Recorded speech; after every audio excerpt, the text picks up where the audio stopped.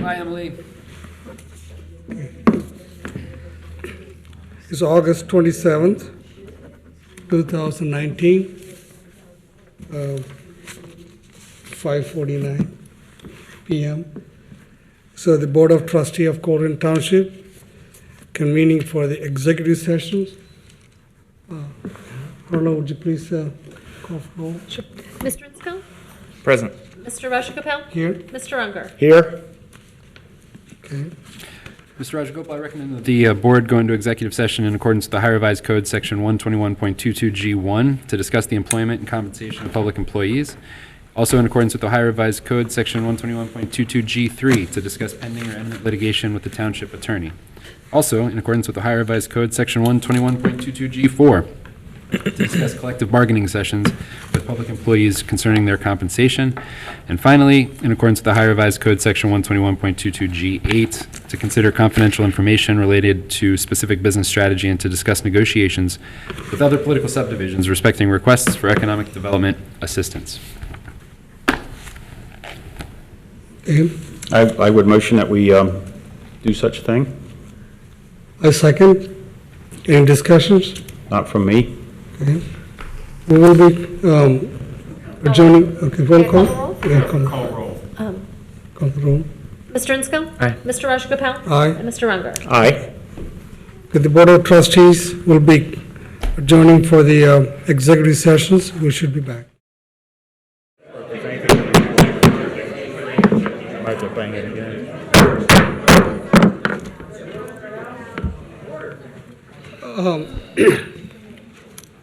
We are back in sessions from the executive session. Heather, would you please make roll calls? Mr. Insco? Present. Mr. Rajagopal? Here. And Mr. Unger? Here. Mr. Mills, any information you need to? Okay. We have a motion to accept. Okay, here, got it.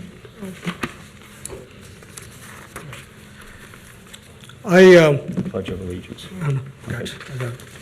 I really appreciate everyone to coming to the meeting, the trustees meeting.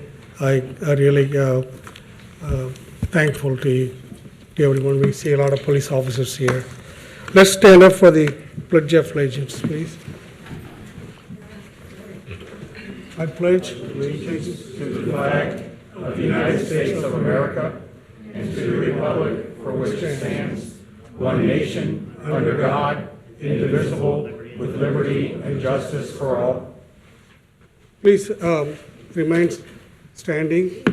Let us think about our safety of our police officer and the firefighters in our township and around the country.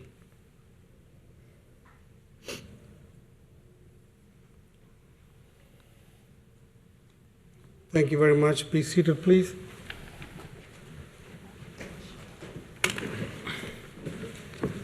This one came in just now. Thank you. Thank you all for being here.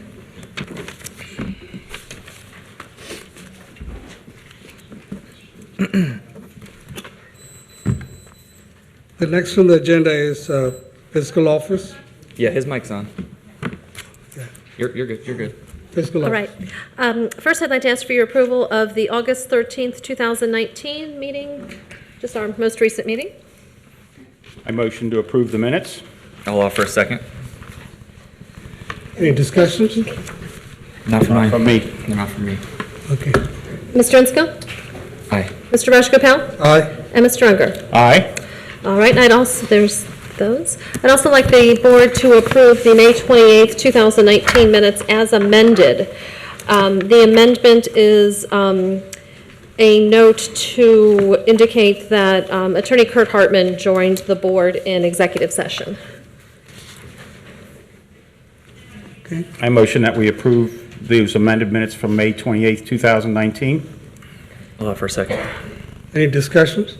Yes, the only change in it, Heather, is we list the That's name of the- an attorney in executive session. That's the only, No other changes. no other changes. No other discussion from me?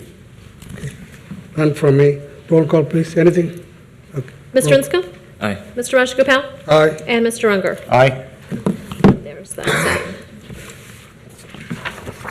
The next on the agenda is the presentations. Yes, sir. We have two presentations this evening. The first one is an introduction to the new K-9 team and an opportunity to recognize the Haverkamp Foundation. Chief Denny will be leading that item.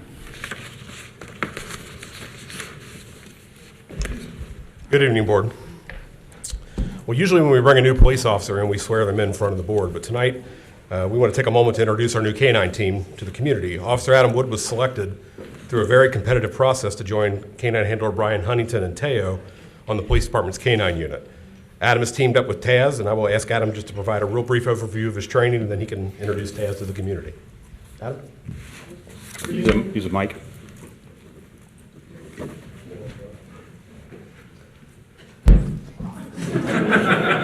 Who wants to talk? Good evening. My name is Adam Wood. This is my partner, Taz. He is a 1.5-year-old German Shepherd from Slovakia. From the end of June to the beginning of August, we spent 6 weeks in Shallow Creek Kennels up in Sharpsville, Pennsylvania training. K9 Taz and I are trained in tracking, article searches, criminal apprehension, narcotics, and building searches.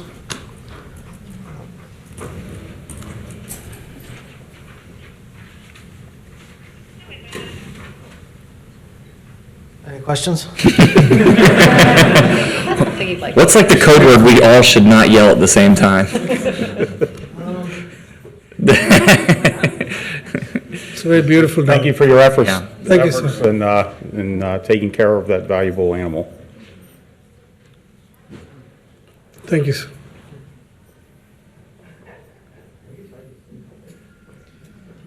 It's a very intensive process of training. In fact, they train the dog before the handler even goes up to get his training. So they're actually training the human more than they train the dog, because the dog's generally smarter, they tell us. So it's very impressive to watch work, and we've now got 2 canines from Shallow Creek out there working, and we're in great shape.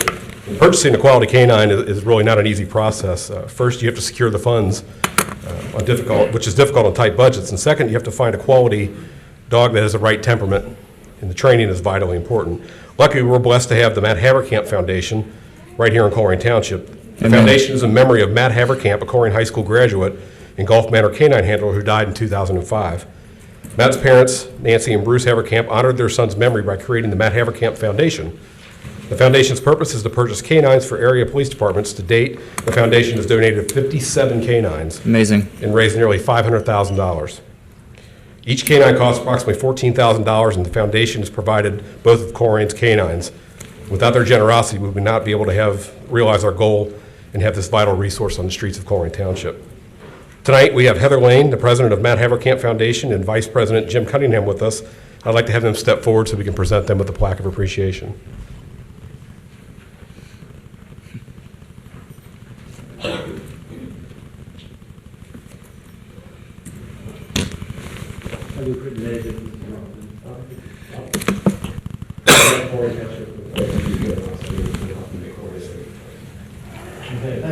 Thank you.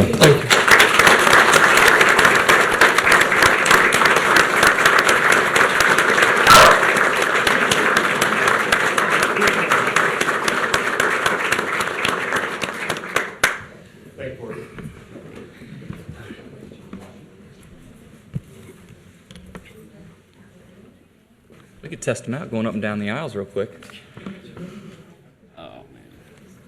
Okay, go ahead, next. Very good. The next item on the agenda is really exciting. This is a presentation on the Northbrook Now Strategic Reinvestment Plan. The presentation will be given by the folks from Urban Fast Forward, who I will let introduce themselves here in a minute, and I'm going to work on queuing up this presentation. Come on up, Kathleen, John. How you guys doing? Very well, thank you, sir. Excellent. You? Thank you for being here. I'm Kathleen Norris. I'm the principal of Urban Fast Forward. We are an urban real estate and planning firm, and I have to tell you that we absolutely love our work in the community of Northbrook. It is a community of really enthusiastic, committed, and hardworking folks who want to see their part of Colerain Township move forward. And I like to think that in the work, which I'm mostly going to let John Young talk about, our chief planner, I like to think that in the work that we did with them, and it was very much a collaborative effort, we have helped put together a plan that might find some ways in which the community can move forward. And so I'm going to kick this to John to walk you through the plan.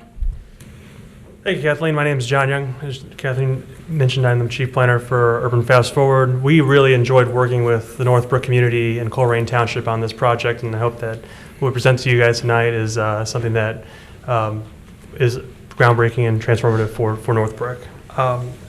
Do you control the Yep, slide? Just wink at me and I'll get you. Yep. Last year, Colerain Township hired us to deploy a two-pronged reinvestment strategy for Northbrook, which is a census-designated place inside of Colerain Township. One of those is a placemaking and branding strategy that centers on tactical activation that the community can do tomorrow, and also increasing connectivity in the community. The second is a real estate strategy focused on housing. At the time, Greater Northbrook was exploring becoming a CHOTA, which is a community housing development organization, and how to deploy some of those resources to tackle the housing situation in Northbrook, as well as looking at zoning and code enforcement issues and also other areas of opportunities. We did a two-phase analysis, one looking at existing conditions, doing some public engagement, and then also some recommendations and strategy. Go ahead. So, like I said, it was amazing the amount of community engagement that we got from Northbrook. We did two main sessions with the Greater Northbrook and the community. We had over 50 people attend and participate in those sessions. They were breakout sessions, and I think we did a really good job with that. The top assets that we got from the community was that Northbrook is a friendly and has caring neighbors, has great parks, and has a lot of community pride. Challenges are perceptions of crime, drug use, and rental properties. But there's opportunities as well. Relationship with Colerain Township is very strong. There's a good police force, as demonstrated from the earlier presentation, and also proximity to shopping, such as Northgate Mall. Next slide. And so we did a deep dive into demographics, and I kind of want to go through these slides a little bit because this is the kind of the boring part of the plan of planning. But it's a majority white community. Median age is 36.6 years, which is pretty average. Educational attainment is 40% high school, 32% have 2 degrees or some college, and then the median household income is $43,800, which is actually pretty middle of the road, but a little bit below national average. Housing values 4,300 units in Northbrook. Average housing value $78,700 according to the ACS. Total rent just under $1,000. We did housing vacancy analysis using LISC and 100% housing, which is an initiative that LISC has been doing with the county and the city of Cincinnati and other participating entities, looking at what exactly is vacant and how can we leverage the vacant properties in Hamilton County for better housing. And we believe the housing is a little bit higher. Go ahead, next slide is fine. So we mapped everything out, got on the mapping program GIS and created some pretty colorful graphics that are in the report. And so the one on the far left are transfers and the valuation transfers over the 2018 sales year, calendar year, and the middle one is ownership by year, and this is indicative of the community being built in the 1960s and 70s. A lot of the brown areas that you see on the map there are people who originally owned the property or have owned the property a lot longer. So those large squares, obviously, it's Colerain Township. That's been around for a very long time. But if you can, and this map is pretty far away for everybody to see, you can dive in, you can see some small houses clustered in many of the original parts of Northbrook that are still owned by the same property owner today. So lots of long-term property ownership. And then finally, the far right map here is major property holdings by commercial landlords, and these are entities like Vinebrook, Rex, Conrex, which are probably the same entity. Ken Reckenhoff and Northbrook LLC own a lot of properties. Vinebrook has about 12 different subsidiary LLCs and about 110-ish properties within Northbrook. So they're pretty much the major property player on the commercial side. Vinebrook bought most of those properties starting back in 2010. It's not uncommon in communities like this for there to have been a lot of bulk buying through the recession when homeowners were exceptionally stressed. and property values were therefore lower. Vinebrook is by far the single largest property owner in the community of Northbrook, and they probably are holding property values down slightly because they bought low and they are not reinvesting to any significant degree in those properties. They also, by owning so many properties, and property rights trump everything in this country, so they have every right to own those properties, but that's 110 properties that can't be transferred into the home, into the hands of young families who might be long-term owners in Northbrook. That's correct. So challenges of housing in Northbrook, being primarily constructed in the 60s and 70s, most of the construction is wood frame, slab foundation, no basement. Electrical loads could be underpowered. There's potential asbestos and lead paint and outdated heating and air conditioning equipment. So most of the time, no air conditioning in any of these buildings, except maybe a window unit. Property maintenance, coming back to, citing back to what Kathleen mentioned with some of the majority landlords, they don't keep the property up to standard for the International Property Maintenance Code, which is adopted by the Township. So you have rubbish and debris, usually in front and side yards, tall grass, peeling paint, and improper parking, a lot of parking on the grass, lawn, or other areas. Next slide. With transportation, we took a study of the traffic counts from OKI, primarily automotive community. There's poor transportation connections. You guys are in Zone 2 on Metro, and the 1917 are the two main bus routes. There's a parking right at Northgate Mall. And also, sidewalk connectivity is very good within the subdivision sections of Northbrook, but connecting from one subdivision to another subdivision is a different story. Recently, there has been sidewalks along Pippin. Now they've installed sidewalks, which is a great first step, and creating crossing communities are something that we've found have been highly needed. Also, there's no bicycle infrastructure to speak of. Next slide, please. It'll dive into land use and zoning, and this is just a slide of percentages of what the community is, mostly single family, 5% multifamily, less than 5% commercial, because we're getting everything on the east side of Colerain Avenue. Next slide. The fun stuff. We always try to do a dive into the personality of a community because it is our belief that every neighborhood, every township, every area has its own particular personality, and that's the base on which we should build. We're not going to try to make Northbrook like any other community. We're going to try to make it the best Northbrook it can be. And what we found is that this is an extremely family-friendly community.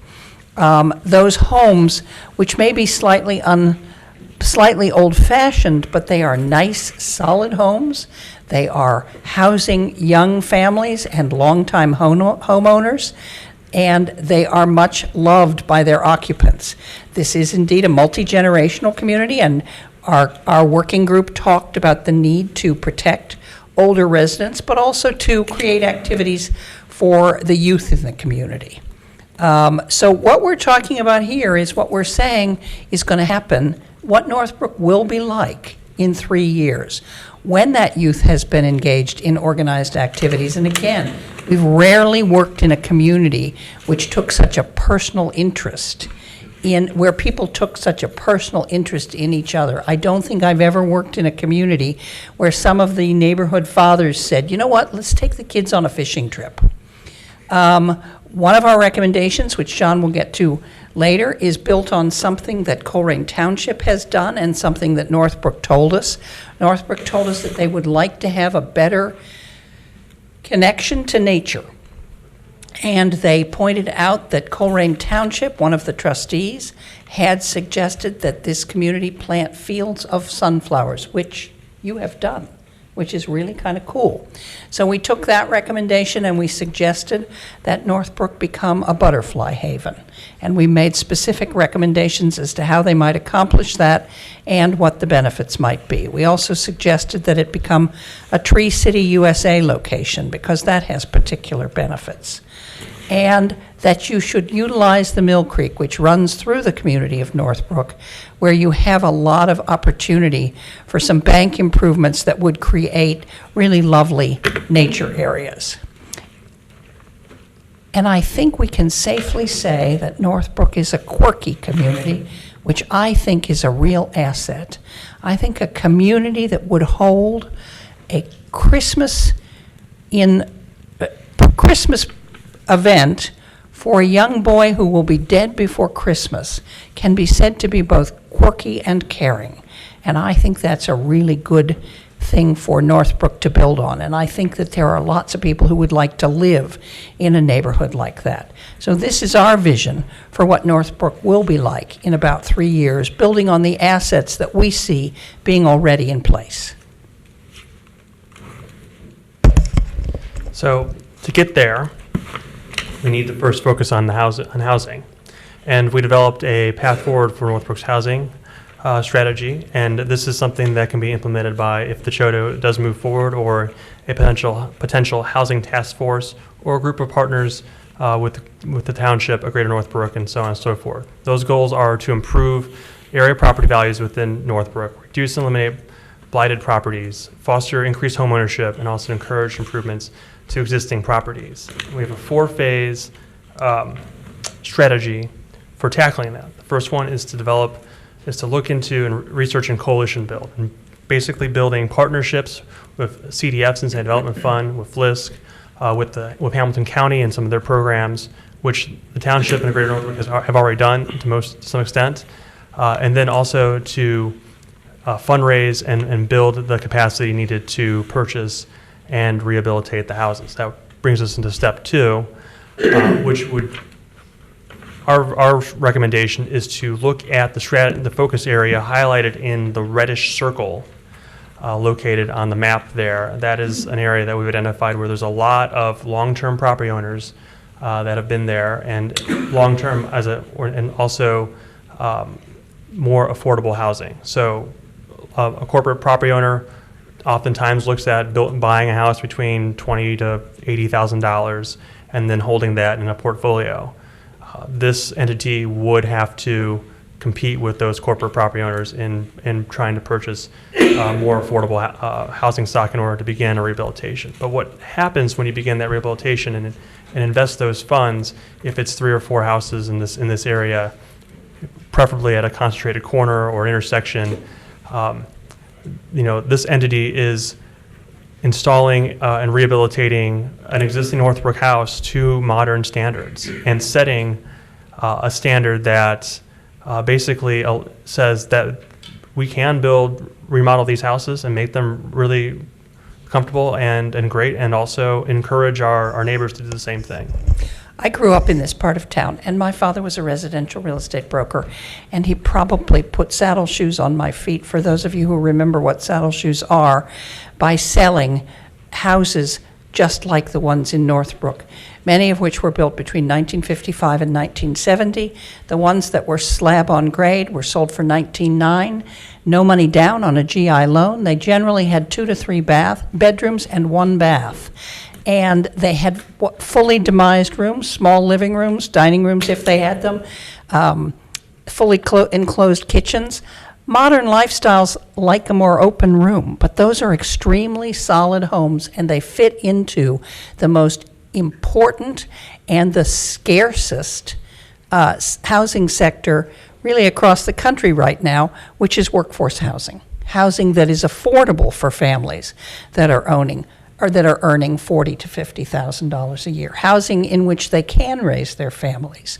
So as John said, with some strategic rehabs, with some modest improvements in those houses, with maybe removing some walls to create some more open interior rooms, those houses can be very appealing to today's buyers, and they are very, very well priced, even with renovations. So looking at this, once the rehabs have been done, showcase the progress, do some kind of a home-orama type event, alert the media, do a home tour, and really kind of show interest. And then, step 4, onward to the next phase.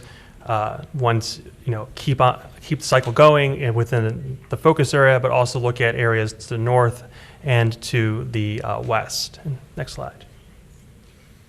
Some of the other recommendations for housing that we believe that Colerain Township and Greater Northbrook could pursue is to really look at what Hamilton County Community Development is offering in the way of their programs. I've had extensive communication with the county over the last month or so about some of the programs that they offer, and that they're continuing to kind of look at reframing the housing discussion on the county-wide level. So they're working on a consolidated plan that could potentially change some of these things and make some of the programs better. But right now they have a down payment assistance program that they work with a WIN on, home improvement repair program, as well as emergency home repair and eviction prevention foreclosure, and affordable housing development projects that they do fund with CDBG money. There's been a couple of them adjacent, one I think in Colerain Township and a couple adjacent to Colerain in that area. So work with the county on most of those programs. Earlier, I know if you've ever read any other drafts of this report, we had mentioned the Housing Improvement Program, HIP. That's a program the county is kind of rolling back right now, and could potentially reposition that program to be a little bit more attractive to Northbrook homeowners. Another thing is to expand the community reinvestment area. Right now, the area is just a sliver of Northbrook, like on the west side of Pippin. We recommend that would be expanded to the entire Northbrook boundaries as a community reinvestment area. We're recommending that the township do a concentrated code enforcement effort similar to the NEP program out of Cincinnati that focuses on a targeted area, provides plenty of warnings via public notice, mailers, door hangers, etc., notifying property owners exactly what the code enforcement officers will be looking for, and also providing information and services about programs and groups and other services that could potentially help homeowners that are in distress. Maybe they can't afford to make these repairs, how we can get them connected to the help that they need. And then we think this is something that could be extrapolated out of Northbrook and applied to the general area of the township as well over time. Finally, also, we want to continue the discussion and dialogue that Greater Northbrook has started with large-scale property owners like Vinebrook. These are people that the community wants to should keep on their side, but also should be aware of. And so we recommend that continue to have, navigate that fine balancing act. I think we're getting close to our time here, so. Okay. Yeah, these are great, these are awesome. So we talked about the Butterfly Haven. We haven't talked about establishing some community gathering spaces. Northbrook has a lot of underutilized areas that can be both an opportunity to engage youth in creating those spaces and spaces that would benefit both the youth and the community and in creating ways to come together. Next slide. These are basically ideas for things that you might do. We gave a lot of case studies in the report of how they were implemented by other communities. Next slide. And again, just ways to make the community more distinctive, building on its unique personality, but inserting things that the community wants and needs, like traffic calming, in a creative way. Next slide. I think we are going to recommend some bike connectivity. Street lighting always encourages a community to come out. It also makes the community seem lighter and brighter. And we always recommend that you focus on your transit expansion. If a bus levy comes onto the ballot, we always recommend that the community engage in analyzing how that will benefit them and ensuring that it gets passed, especially your senior citizens are often very transit dependent. This is an implementation chart which gives you kind of a ready reckoner on how to wake up tomorrow and do something. Like plant trees. Any questions or anything? Oh, thank you for that. I think it's go ahead, Greg. Cool. Thank you very much.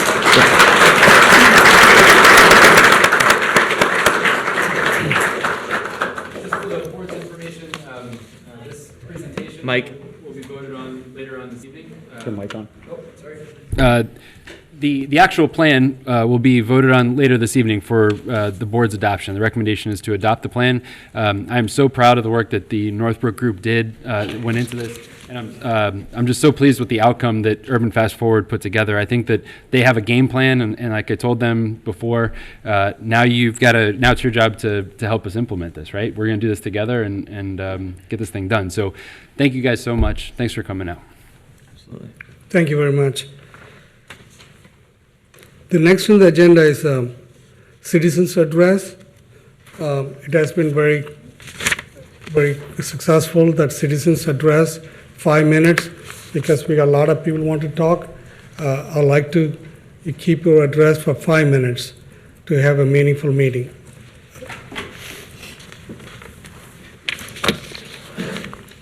The first on the list, Paul Jensen.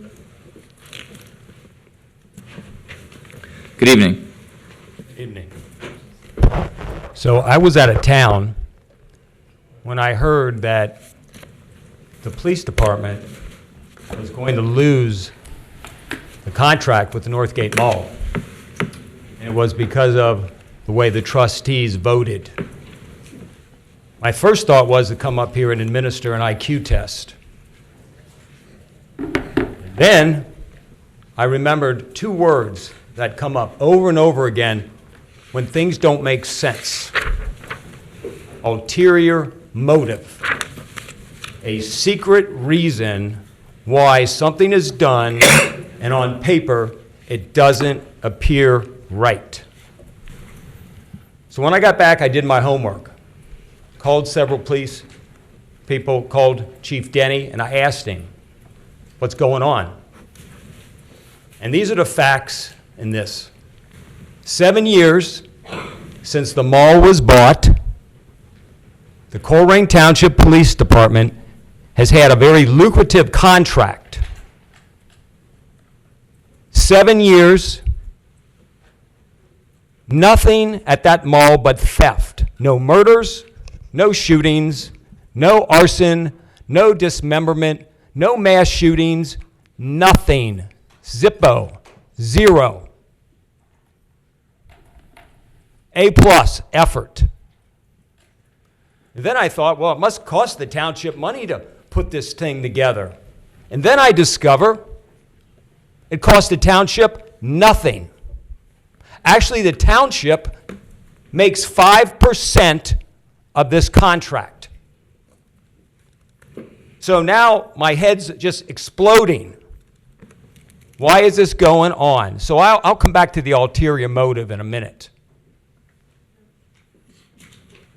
I don't know if any of you or anyone in this audience here, do you feel safer when you go out in public, whether it's a festival or a ball game or a Northgate Mall? Do you feel safer when you see a uniformed officer? Or do you feel safer when you see no one? And who said no? Yeah, I'm sure. Yeah, and you're an idiot. Hey, sir, that's not called for. Then he doesn't have to respond to me. That's different story. You're here to address the trustee. You cannot, I need to stop you, please. Okay, got it. I don't want to disgrace any citizens, okay? All right, then let me talk, and they don't have to respond. But don't ask them a question. Go ahead. All right, so we have a safe mall, and you know what happens at a safe mall? People come in. Parents used to drop their kids off. It was free daycare. The kids acted the fool. People didn't want to go shopping there. My wife didn't want to go shopping. But when things turn around and now you have more traffic, guess what happens? You got investors coming in to open up restaurants. You have people coming in to open up stores. When the mall dies, the community dies.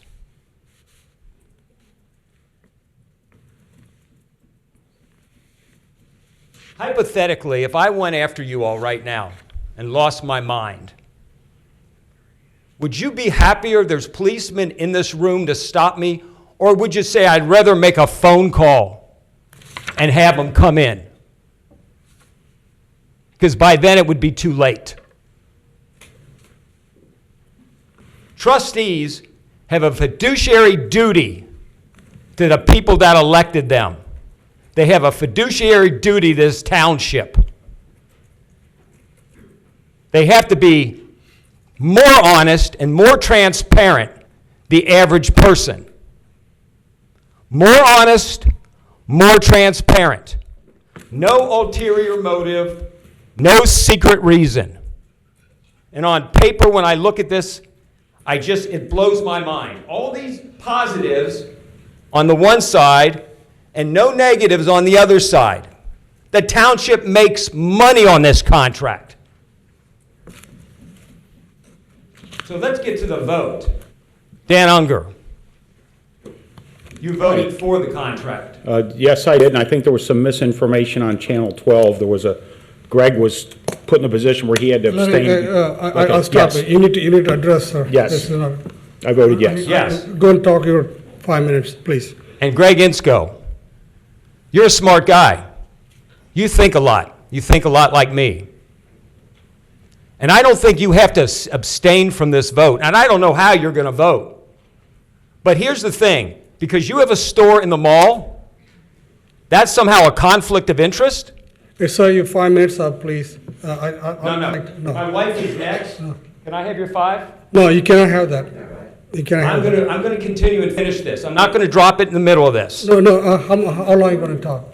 I'm going to talk for 3 more minutes. No, sir, 5 minutes. It's very fair to everyone. I said in the beginning. I want to get to the ulterior motive here, and I want to talk to you, Raj. No, sir, I can talk to you after No, this. let me talk to you about this. After everybody, You I'm not going work to for answer Hamilton you. County Sheriff's Department, correct? Sir, your 5 minutes up, please. You need to stop. You need to stop. Sir, you need to stop. I got other people, line up people here. I need to give them You spoke at Dale opportunity. Wood's funeral. Yes, I spoke at the funeral. No, sir. You spoke at Dale Wood's funeral. Your time's met up. his family, and then you came over and you crapped all over this department. No, sir. Did you ask the police department? Did you No. ask the people that are going to No, lose Police department. their extra Your time duty is up. money? Did you ask if it affects them?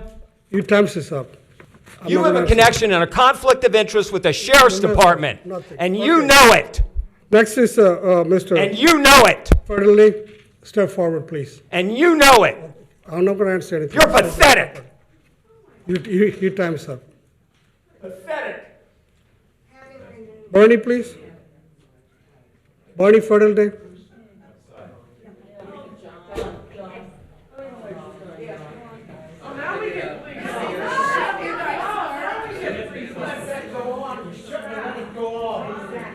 It's nice. Hey,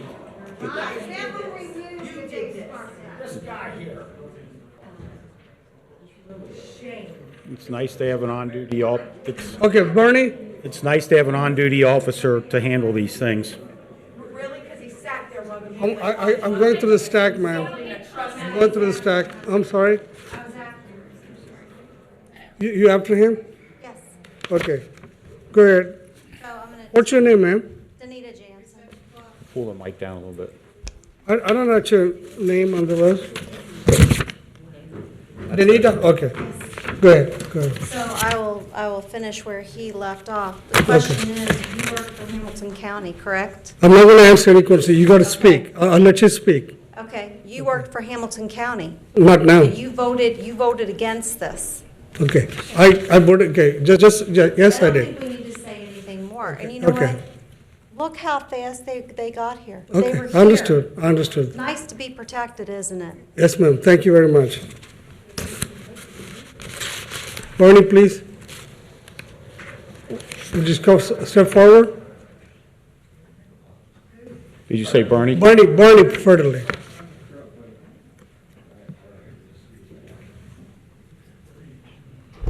It kind of proves, Raj, you need to have that mic turned up. Can't hardly hear you back there. Hello, Bernie. Hi, how you doing? Great. I'm not going to get into this police officer thing, Raj, at all.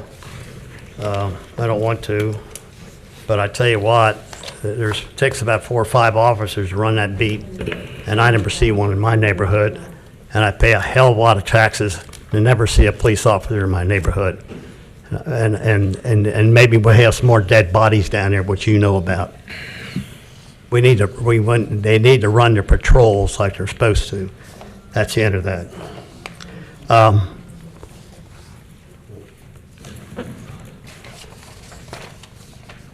This TIF that you want to do or possibly do for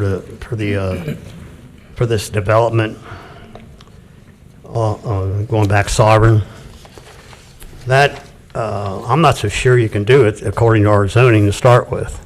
It's not zoned for apartment buildings. So I don't know, a lot of this thing you all might be doing tonight as far as doing a TIF and doing this, it may not come to fruition unless you're just going to cut them a deal somehow or other, but there's something really wrong already that you're doing a TIF without getting the property zone correctly to start with. So that's the part that's got me kind of confused. They either know you're going to do a TIF, and then they knew they're going to talk to whoever here and get a job and get something done, which was against our zoning. That's the part I guess that's why I'm here. There's enough of that going on, and we all know that apartment buildings are the bottom of residential property. They don't pay for themselves. Doesn't pay for the police, doesn't pay for the fire, doesn't pay for the schools. There's just not enough money. They're just, apartment buildings just don't work. If anybody knows anything about land use planning, they would know that. So, anyway, that's why I'm here. I think that TIF is a bad deal for the township and the taxpayers. You all got to say that it's not going to cost the taxpayers anything. Where's the money coming from to build the roads and do things? The fairy godmother? The taxpayers are going to pay for it. So this whole thing about these TIFs, it was never meant to cut people a deal, or I don't know what else is going on in the back rooms.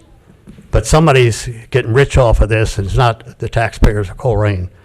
So think about what you're doing, because it's wrong to cut every time we turn around. There's a TIF. TIFs were always implemented to keep somebody in your community, or to bring somebody in. But to bring in apartment buildings, and you jump it up and down like that's a good deal, you all are not that stupid. Sorry that I said that, but you're not that stupid. It's not good for the community.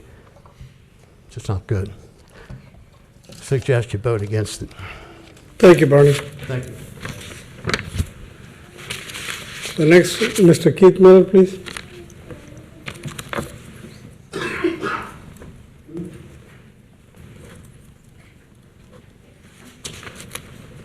All right, Township. Glad to be here tonight. Trustees. I want to talk about all the complaints about the heroin houses and nothing being done. I mean, it makes our police force look bad because all they can do is show up. They can't do anything. It's up to our administrator to put on the agenda. Let's put these people out as a nuisance because we can't do that. These are renters. They're most likely not even going to fight it. They're just going to leave. And let's talk about the night that the woman come in here and talked about Mr. Teeters and read his record. That's defamation of character, and this township is guilty of defamation of character, letting that go on. And Mr. Teeters, are you out there listening? Defamation of character against this township and the woman from Indiana. And wasn't you here that night when that woman read that? Wasn't you sitting that night? Am I right? I was here, yeah. No, I'm the lawyer right here. Wasn't you here tonight she read that? Yes, you were. You was here. Larry was. I remember Larry conveniently wasn't here. But I'm just wondering, wouldn't that be your job to step out and say something, this woman's defamation of character, instead of letting her go on? Wouldn't that be your job as a lawyer to know that? I'm sorry. Thank you. Good night. Thank you, Keith.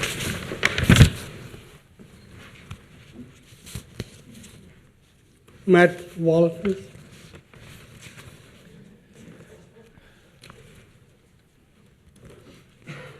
Hi, Matt. How you doing, Matt? All right. Good. I'll go ahead and lift that up. We need a teller mic for you, man. Yeah, evening, gentlemen. Thank you for hearing the call to service in the community.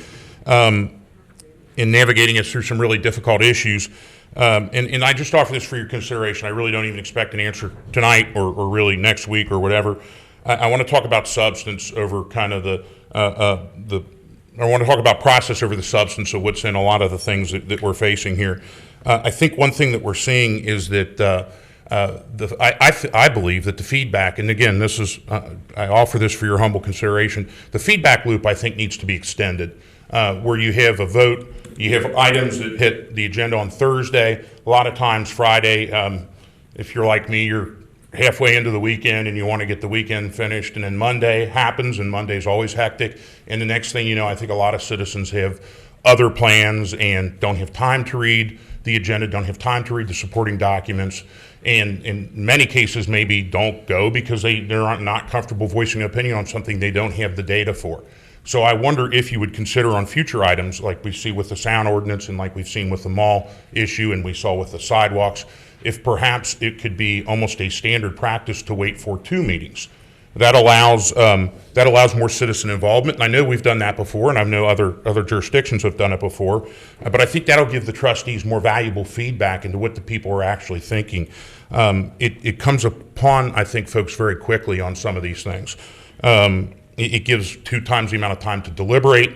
We know from sunshine laws that you guys can't talk to each other unless you're here. Mr. Raj Kapal may say something that Mr. Unger says, oh, I didn't think of it that way. Let me go home and look at that and do some further research. And Mr. Ensko may say the same thing. And it gives just an opportunity, I think, for a better process. And perhaps some of the issues that we see out of some of the negative issues can be solved through that feedback loop. And that's what government is all about. It's about it doesn't stop with a law. It doesn't stop with a decision by the trustees. There's feedback from the people that implement it, feedback from the trustees themselves, and I think that extends the loop to the point where it provides a longer process and hopefully provides more data. And I know, I get it. I'm sure Mr. Mills is like, oh my gosh, I don't want to do that. That makes us inefficient. Unfortunately, democracies are inefficient. That's what we are. The most efficient governments in the world are authoritarian because you're told to do it or else. You don't get a second chance. So that's just for your consideration. Again, I don't expect an answer tonight or even next meeting or whatever, but just the consideration of perhaps extending that feedback loop. And I think you'll see a lot more community involvement, a lot more data, a lot more points of view and perspectives to consider items from. So thank you so much, and good evening. Thank you, Matt.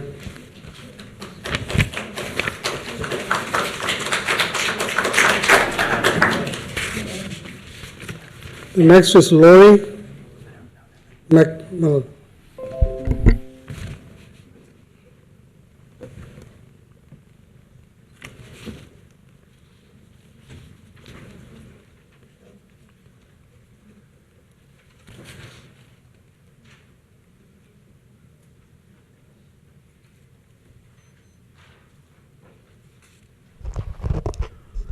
Got to bring it way down for me.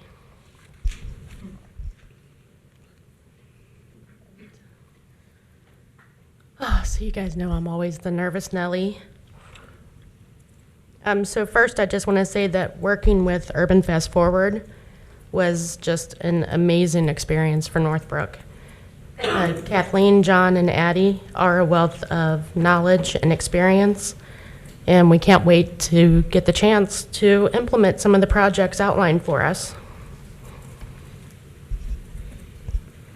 Greater Northbrook is sponsoring our second Colerain Kids Fishing Derby this Sunday, September the 1st.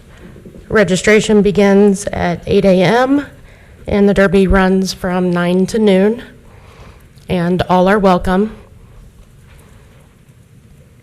So that's it for Greater Northbrook. Now I'm speaking for myself. I just want to say that I appreciate the trustees putting consequences on businesses for the number of false security alarm responses. We need our police out on the streets and working their beats and not responding to false alarms. In regards to the Northgate Mall police contract, I do want to thank Trustee Raj for taking the time to meet with me and discuss his viewpoints. Although we differ in our opinion, I do appreciate your time. Thank you. In Northbrook, as everyone is very aware, we have fought for the past 3 years, pretty much countless hours. We all work, and then we work a second job in which we volunteer, and obviously we don't get paid, but it costs us money. We are the ones paying to support our program. So over these past 3 years, we have learned to work with other communities as well, including the Groesbeck community that is finally finding their voice and standing up for their neighbors. What we are asking is that you vote yes for the mall contract. We want to have a contracted officer at the mall who can leave the mall and respond to something within our neighborhoods rather than the opposite. We do not want you pulling the beat officer that we have worked for 3 years out of our neighborhood to respond to the mall. That goes against the very opposite pathway that we're fighting for our neighborhood. So we are begging you to keep the officers where they need to be. Not every neighborhood in Colerain needs the reassurance that an officer is present on their street at all times. We understand that there are areas that now are seeing some major tragedies that are happening. But Northbrook has suffered the consequences for years of not having those patrols on a daily basis.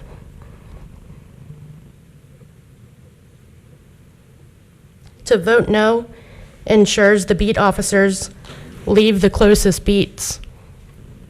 Northbrook, Groesbeck, those communities right now, we're fighting for our lives, for a peaceful way of life, and losing just the security of those officers is unacceptable for us.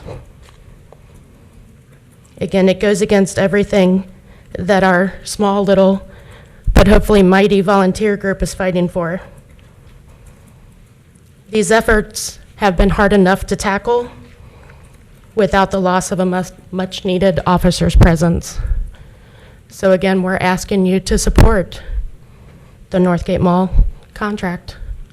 We cannot afford to lose this beat officer presence in our neighborhoods. Respectfully, and thank you. Thank you, Lord.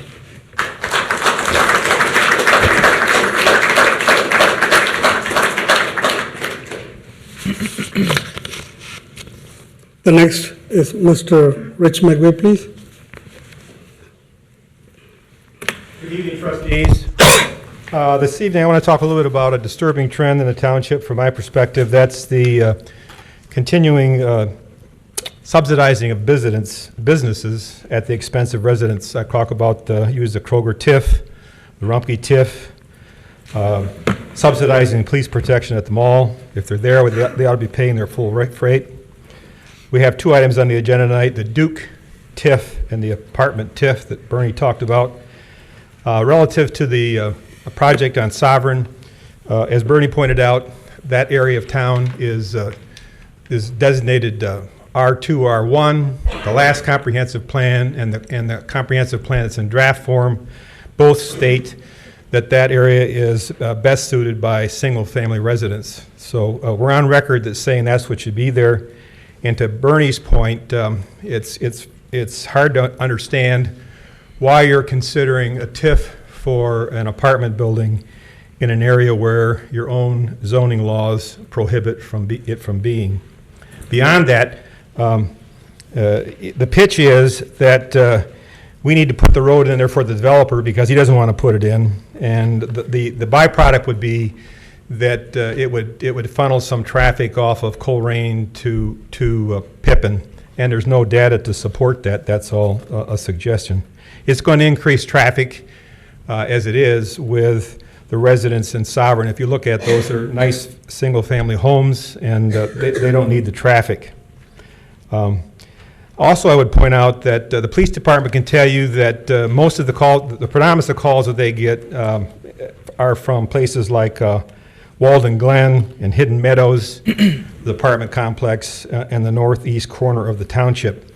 We spent a lot of money to get rid of apartments on John Rose. We spent money to get rid of the Fireside Hotel, and now it looks like you're knocking on the door of breaking zoning to do that. Do the trustees understand that if this TIF was approved, how much money you would steal, and I'm using that term because it can't be used anywhere but in that district, that you would steal from your local police, fire department, and people like the Children's Services Department, the Mental Health Department, all those things in Hamilton County. The thing that's in front of you would steal about $6.5 million from those needy organizations, our police and fire included, over the 30-year period. Makes no sense. It's against your zoning, and this evening you ought to turn it down. Moving on to the Duke project. Here's another big player who somehow somebody thinks that we need to help install sidewalks from John Rose to Shady Crest. That's a stretch of land of about 1,500 feet, and 600 feet or about a third of it is in front of the Duke property. What you have in front of you tonight is a TIF to afford putting in a 6-foot wide sidewalk and curbing in that period for that amount of road. You also have in the agenda tonight a proposal for what residents have to do if they have sidewalk problems in their area. If there's a sidewalk problem in your area as a resident, you are notified of that, and you're going to vote on this tonight, and you have the opportunity to repair that yourself, or if you don't repair that yourself, the township will repair it for you, and you will pay for that over 5 years with your taxes. So here we go. We have our residents paying for their own sidewalks, and we have Duke sidewalks being purchased by the township. Makes no sense, okay? It's a continuation of a trend where big business is being supported and subsidized at the expense of the residents. This kind of stuff is making me angry. You know, we had 2 trustees that got voted out of here last time, and this was part of the reason. Subsidizing big business, you know. There's a lot of angry people at school. Now you've tried to change this now so that the school gets their fair share, but I'm telling you with your own data, the Duke project will steal $7.5 million over 30 years from your own police, fire, and the Hamilton County Services area, which many of us support, the library, children's services, and all that kind of stuff. So you have an issue in front of you where you're going to treat big business differently than you're treating your residents. Guys, I'm telling you, this makes no sense. It cost 2 trustees their last jobs. It's going to cost you your last jobs. And I'll tell you another thing. If you're coming out with a levy this spring, you're going to announce that, this kind of stuff is going to weigh heavy on that. People will remember that you gave away money to businesses and you're asking them for more taxes. Thank you. Thank you, Rich.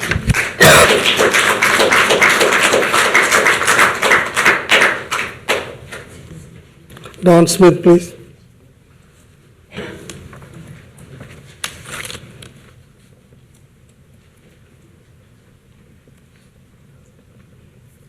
Good evening, everybody. First, I wanted to bring up again about the mall and our police department.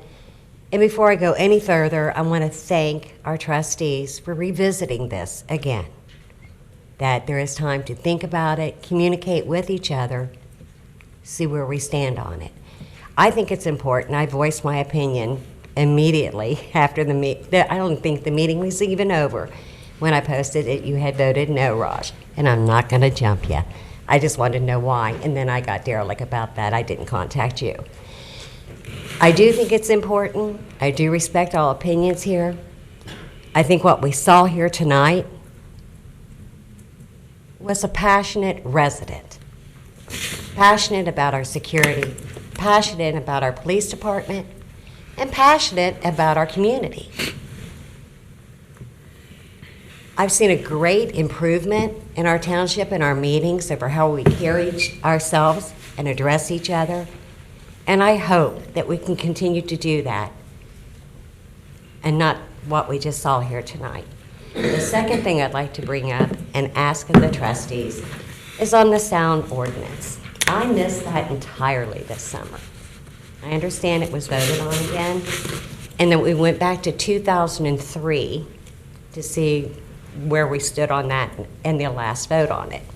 It seems to me that it shouldn't be difficult that any business, whether it's a franchise business or privately owned, that utilizes music on the weekends, Friday and Saturday night.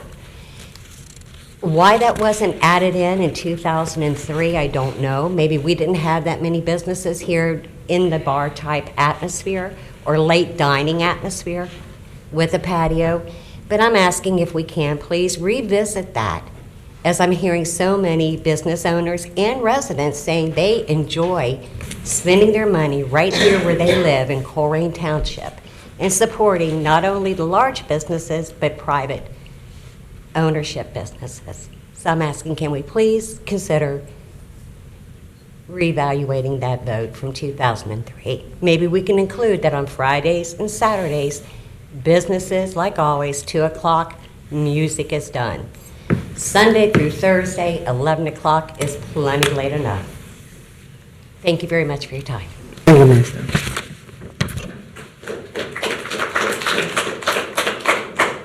Bruce, please.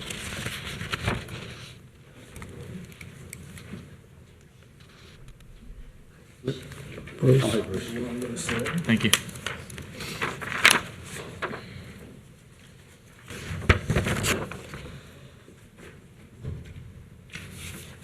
Thank you, Bruce.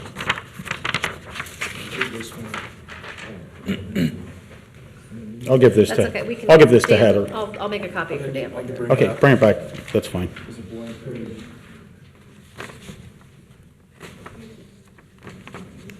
Good evening, Board.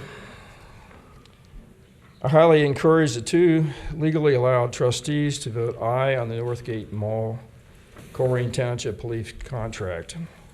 This contract is in the best interest of all Colerain citizens since the costs are borne by the mall, provides for 5% of the cost are provided to the township, has reduced the number of 911 calls to the mall, provides citizens increased safety, especially during violent events, and allows one additional officer to be available if the township needs all hands on deck for a township emergency. Very few vocal, litigious citizens should not sway one trustee who accepted resources from these persons for their campaign from doing what is right for the majority of the citizens. On a separate topic, it seems we do need to replace the false alarm resolution and enter into agreements such as the PMM for false alarm monitoring and billing. It seems appropriate to approve the permits for temporary suspension of township noise resolution for old, established, and entertainment businesses in the township. Again, like the lady said before me, go in and relook at the noise ordinance and why it's there.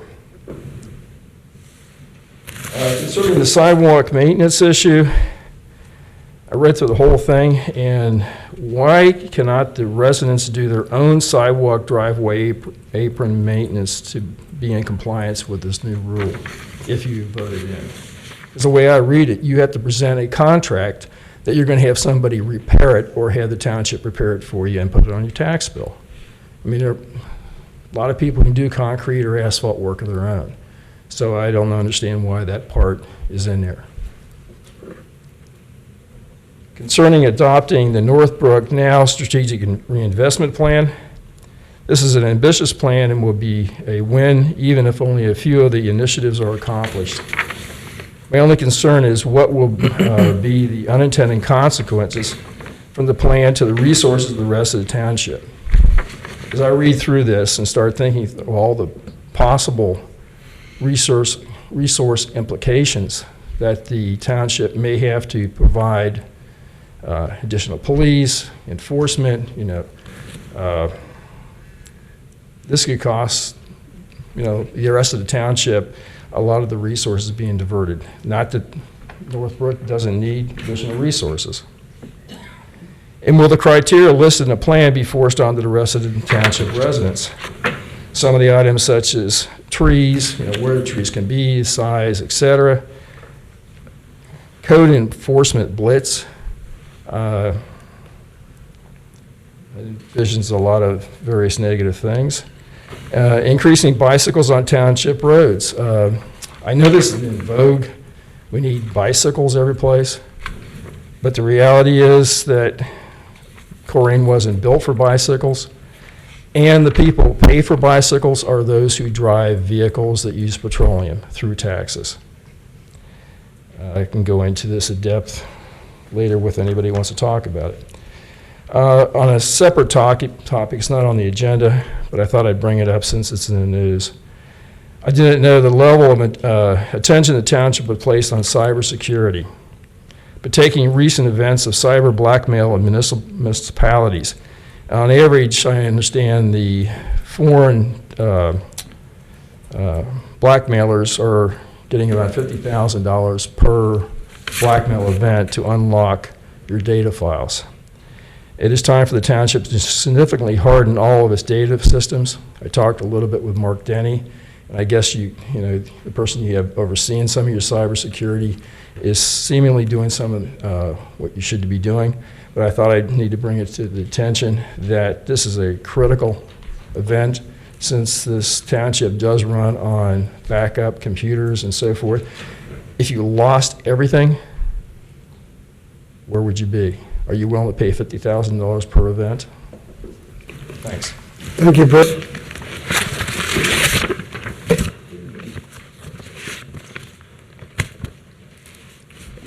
The next is Bonita Surgeon, please.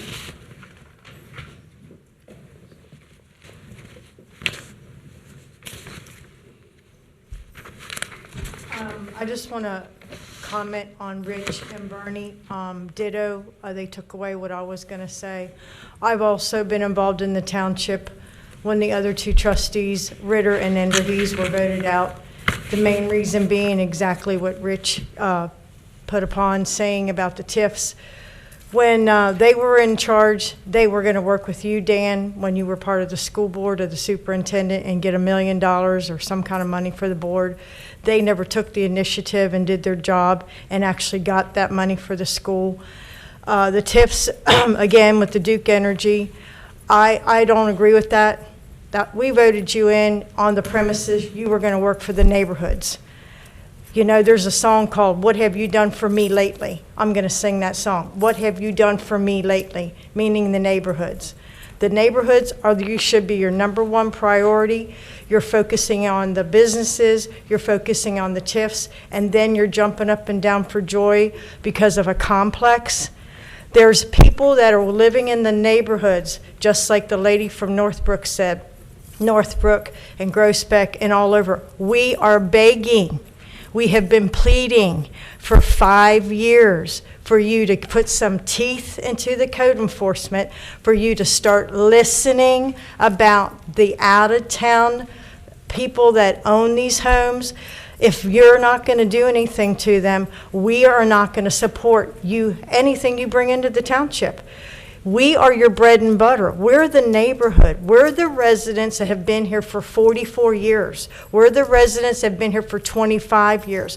We're the residents that keep begging you. It's the same people coming up to the podium, talking about the same thing.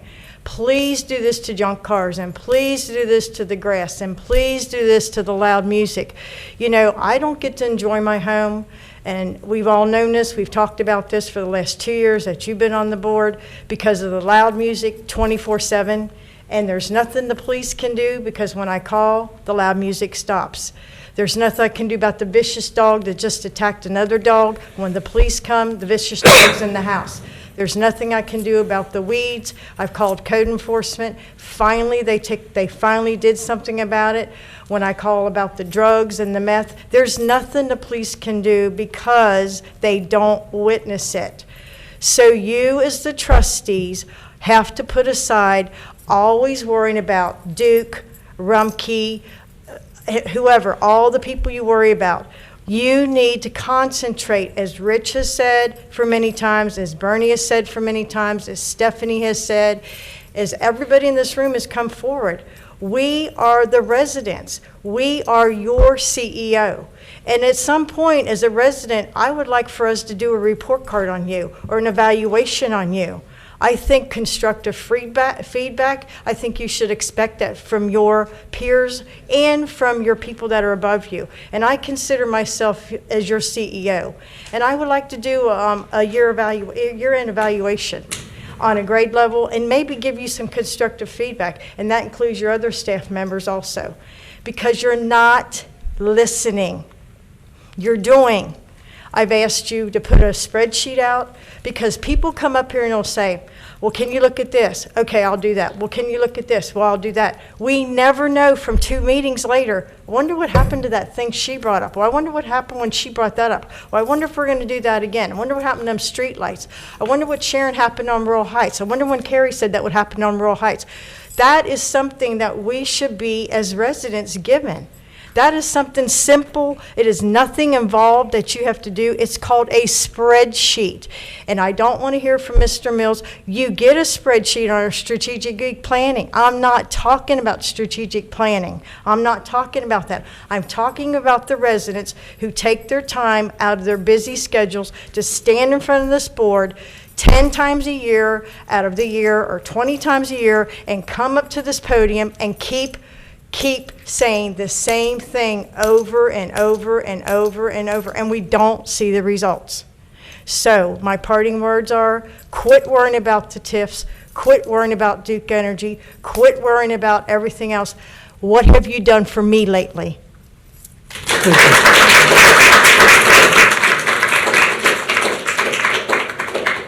Okay. The next is Kathy Moore, please.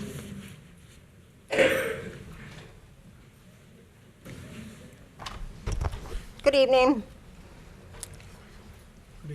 First of all, I just want to start off by saying that your town hall meeting was not a town hall meeting. You misrepresented that to the public.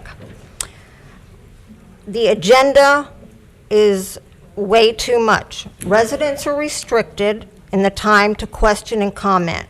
When you have this many items, you're not allowing time for residents or deliberations on these topics in public. My comments are on the Northgate Mall, and Mr. Mills stated that this board chose not to subsidize the mall. However, we did subsidize the mall last year. Why? It is not to the residents' benefit to have on-duty police officer at the mall. It appears the township is more concerned with the employees making additional income. This is a cash cow for the police officers. Police officers are better served on the road, available to respond to anywhere in the township. To call Northgate Mall a beat is ridiculous. Beats in the township consist of miles of area. You with me, Dan? I'm just looking at the reactions, some of the faces in the audience. So the beats in the townships are miles and miles of area. And why we have a police officer in a so many thousand square foot building just does not make sense.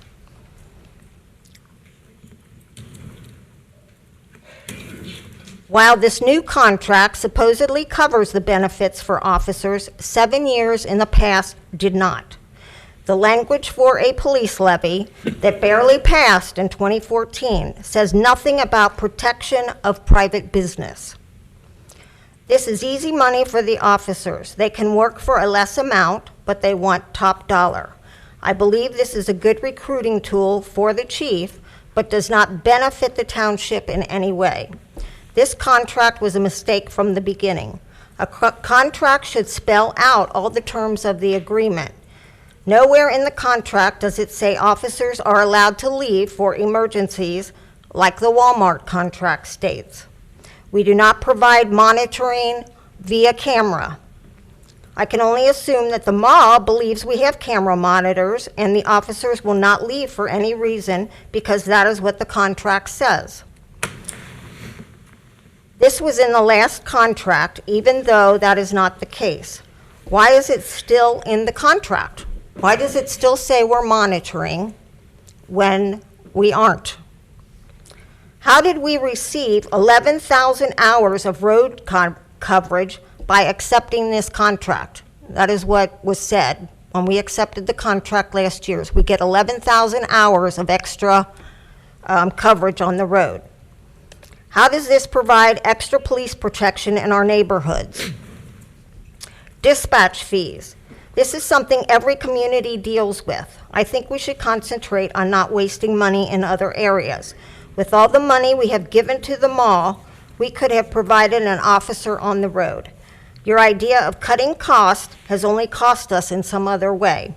If you have a police officer at the mall and they are called to another area of the township, then you're leaving the mall unprotected. Why is it okay then? Northgate Mall does not deserve special treatment. Does the police chief have to authorize any other police agency to work within the township? I think our officers, if you can take them out of the mall and put them on the street. And if there's not enough money for the police district to do that, then let the general fund cough it up. Because we need our officers on the road, not in the mall. I think we need to have our officers be proactive rather than reactive. Not wait for something to happen to go on a call. They can be out on the road. If something happens in Pleasant Run, where I live, is that police officer going to leave the mall? We hear that they're going to go over to Northbrook, but are they going to go to White Oak, or are they going to go to Pleasant Run? We need the officers on the road. And I have questions about the Walmart contract. The contract states that the hourly rate is $60.32, $68.17, and $78.03. However, according to the invoices, we're paying officers $67.50, $77.62, and $91.19 an hour. Something doesn't seem right with these contracts, and I think an audit needs to be done of what is received, what goes to the officer, and what is the township picking up for the last 7 years. Kathy, your time's running out. Okay. And I think Mr. Wallard had a very good idea that you bring your items up and wait till the next meeting to vote on them, because I honestly don't see how you have enough time to do the necessary research to vote on some of these topics. Thank you.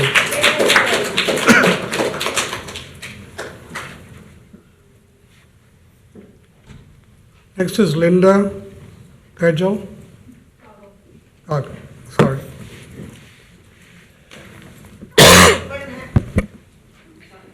forgot to give you my questions. I'll be giving these to you at every meeting. They're my questions that you haven't answered. And I'd like this to be a part of the record.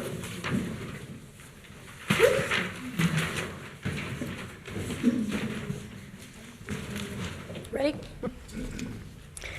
Okay, mine's not too long. I just had a couple of comments that I wanted to make. First off, I wanted to say that I do support our police. I don't totally agree everything with the mall, but I do support our police, and it's up to you guys to decide whether they're in there or not.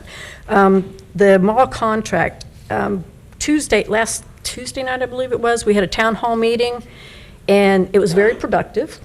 I did like sharing ideas with everybody, and in one of the cases, we got together as a group at a table, and the one was about the mall contract and the police being there, and Chief Denny happened to be he was the guy taking the notes for it, and he had made the comment that I asked him, from the time the police officer stopped being in the mall until the night of the meeting, I asked him, do you know how many calls were there to the mall? And he had told me there were 22. So when I got home, I contacted him and asked him if he could provide me with the incident reports of those 22 calls. So he wasn't able to give me the actual incident reports, but he was able to give me the, what time they were and what they were about, things like that. out of the 22, there weren't quite 22, there were actually only 19 on here, and what I'm asking tonight is clarification as to what they call Northgate Mall, because of the 22, or of the 19 that I was given, there were only actually 9 of them that were for the mall. There was one that was for Playtime Nursery, one for the old Kroger building, one for IHOP. There was McDonald's, another one for old Kroger, another one for McDonald's, Longhorn. One was actually a traffic stop, and another one for McDonald's. So my question is just clarification as to what is considered in this Northgate Mall contract. I mean, I can't see the old Kroger that's all the way across the street as being part of Northgate Mall contract. So either I didn't get all the right information when I asked for it, or I just need clarification as to what exactly was the Northgate Mall contract. The other thing that I wanted to bring up was the thing about the false alarms. I know there's a lot of them. I actually did look up an ORC. It was 505.511 that talks about false alarms, and it already spells out what it's supposed to be. There's supposed to be $50 for the 4th false alarm, $100 for the 5th one, and $150 for each additional one after that. But it also goes into detail and tells you how you're supposed to do this. It was supposed to be that once you send the bill out for it, that if it's not received within 30 days, the township physical officer or joint police district treasurer is supposed to send a certified letter. When that's not done, you still don't get paid on it, it actually goes in and tells you that you can put a lien on the property, almost like we do with code enforcement. So that might be something you guys want to look at, or, I don't know, does the township's rules oversee ORC, or does ORC tell you what to do? So that's another thing I'd like clarification on. The other one is Sundance Systems you're going to be voting on tonight. It's a software program for the police officers. I believe it's for reporting, like crash reports, things like that. The cost for the first year is $30,000, and then for each year after that is $15,000. Is that correct? And the program that we're using before that, the reports weren't getting, it crashed. The server crashed, so they lost all their reports and whatever. And I thought we had bought a piece of equipment here, a server here, so we could do our own backups. So that was the problem, that we didn't have our own backups, and that's why we couldn't restore everything that was in the system. Is that correct? It's okay. And I'm just asking, is this really, is this really a necessity? And I'd just like the chief or somebody on the police force to clarify that the need for it compared to what the old system is. And that's it. Thank you, Linda. Stephanie Wright, please.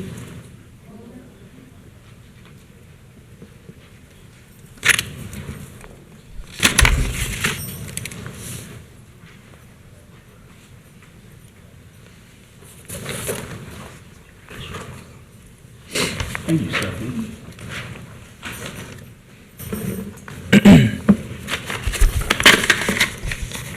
First of all, I'd like to say, or make a comment, is I don't know how we got where we are.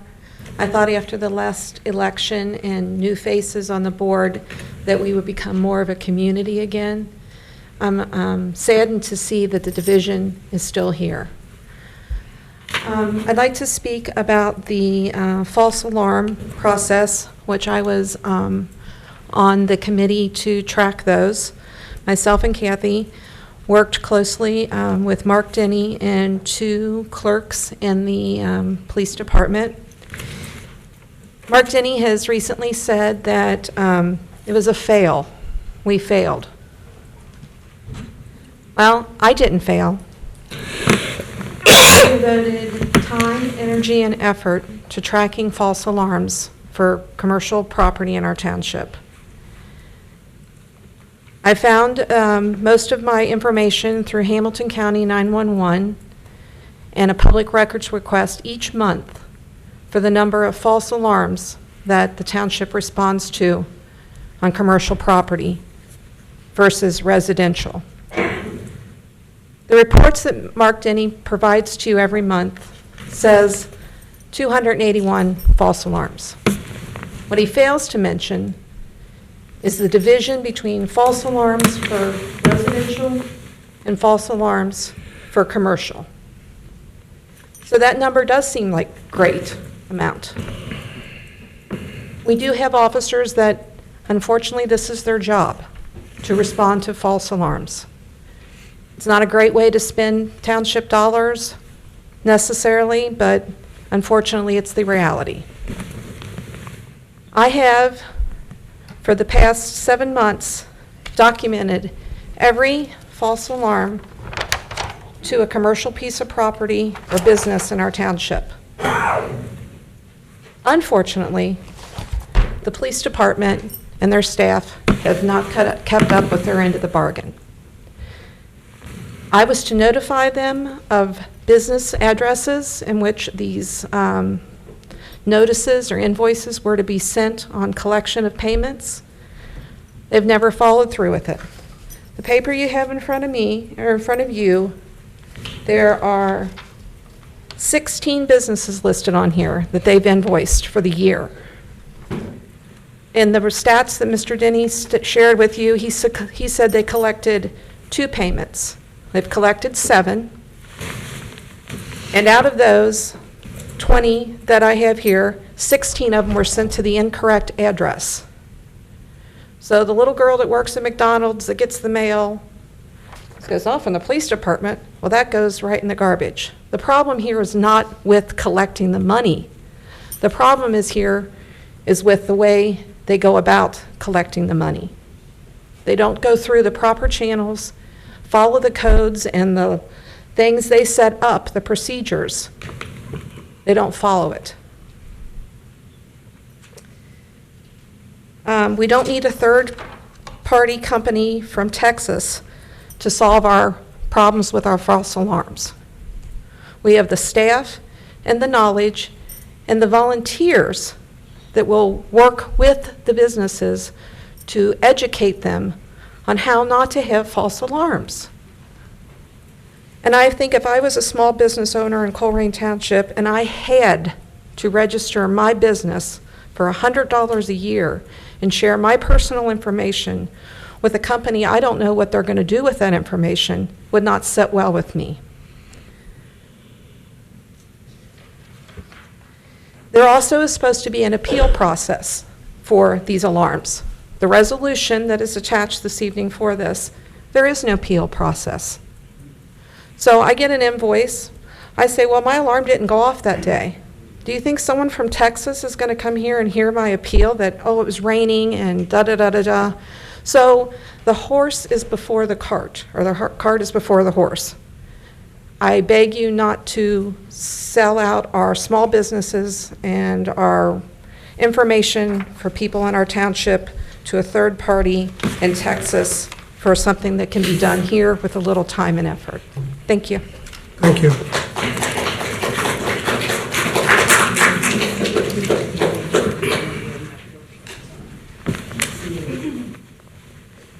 Danita Johnson. You already called her, Rush. Oh, sorry. Kerry Davis.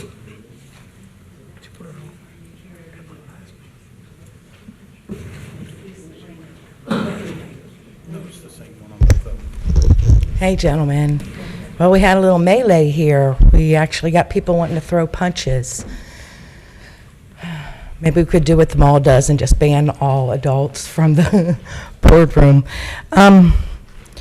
I hope you guys really think about what you're observing and the anger in the community.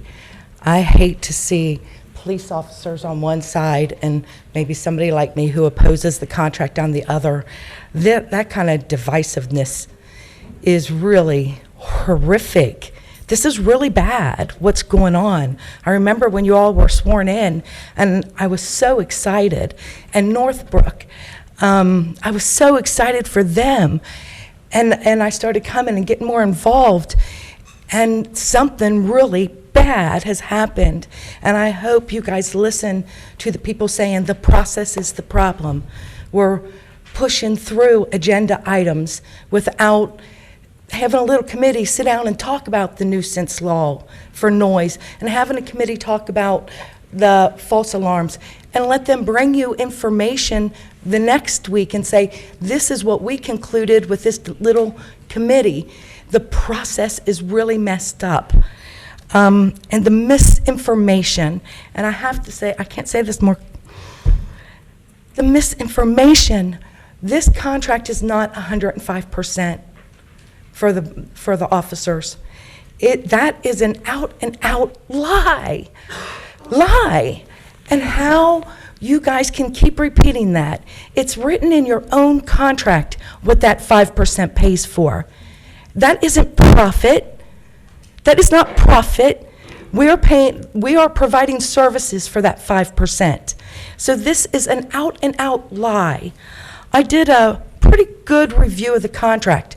Dan, are you listening to me, honey? I'm writing notes. You said the contract is not 105% for the officers. And during my trustee report, I will report that, no, it covers our cost 105%, but please carry on. Let me finish, okay? Please carry on. You asked me a question, so. All right, I don't get any of your time, so I'd like you to look at me when I'm talking to you. But if we took all the money, okay, Chief Denny for years has told us this contract isn't subsidized. Well, I applaud him finally being honest and admitting that we have been subsidizing the mall for the last 5 years. And if you all read the gosh darn documents thoroughly, he admits there's still a small subsidy. Okay? Well, I don't think he's got that right. For my calculations, we will be paying enough money for this mall contract, taxpayer side of it, to cover hiring another officer. That's how much money this is costing taxpayers. This isn't some abstract idea. We normally charge $5 an hour for our cop cars. Okay? We're not getting that. That's tens of thousands of dollars. We are paying for sick time accrued while they're working at the mall. Thousands and thousands, tens of thousands of dollars we are paying. A committee to discuss important issues like this could have hashed this out and said, well, Carrie, you got this screwed up. You know, you're misunderstanding that. You know, Danny could have explained something to me that I might not understand. But instead, we're having a public fight. We have people calling the media to incite fear and anger in the community. And you guys are ignoring it. And we got a real problem, and I beg you for a new process. I'm going to say a couple things real quick. Our new gentleman we're hiring, he might be the bomb. I don't understand why we're going from someone with a master's degree to somebody with just a bachelor's. I don't get that. The Greater Northbrook stuff, that report was awesome. It was absolutely awesome. And I want to say, as much as your work is wonderful, that work and their successes are only due to the people of the Greater Northbrook community and their leadership. As much as I fight with them, they're actually an inspiration to me, and they remain so. On the false alarms information, the statute says the fiscal officer pays for it. Danny doesn't pay for it. His officers don't sacrifice funding to pay for this false alarm report and the money. She is supposed to be doing it at no additional cost to any of us. It's in the statute. Don't we read the statutes before we do the memorandum or the resolution? Your time's up, please. Okay. 5 minutes up. Okay, just 1 second. The due process, we violated our bar owners' due process rights.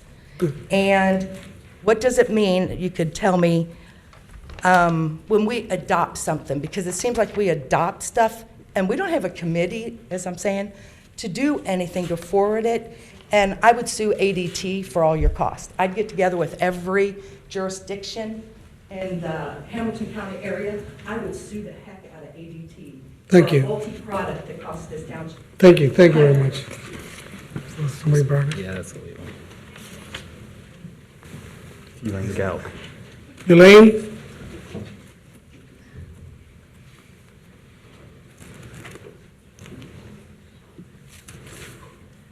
Hi, Elaine Gow, 6365 Blue Rock Road. I'm in favor of the police officer at the mall. Years ago, when I bring my kids up, I was in my 30s then, a long time ago. We were actually afraid, women were afraid to go to the mall at night because it was not safe. They were abducting women up there. And when I go shopping, I used to carry those pick combs in your hand to protect myself when I go to my car. It was not safe in Northgate Mall back then. And we had no police then. We need police there now. I know people I've known for a long time. It's not safe to go anywhere at night because there's crazy people out there and they don't care where they kill. Up at the mall, they can get more people there than they can get anyplace else. People in different houses, I have a mobile home park I manage. We call the police there and they're there when we need them. But we have block watch and we patrol ourselves and then we work with the police officer if we need help. We know who to call and they get there faster because we know they know we are working with them and we're going to see something, we're going to call them. If I tell my residents, call the police, then call me. And that's how I handle things in the mobile home park there. I'm not trying to get his head here. Now years ago, when my kids were growing up, going to high school, they went to Northgate Mall. People dropped the kids off Northgate Mall. So a babysitter, kids walk around, get in trouble. Lucky mine didn't because mine were allowed to go. But it happened a lot. And nieces and nephews got in trouble.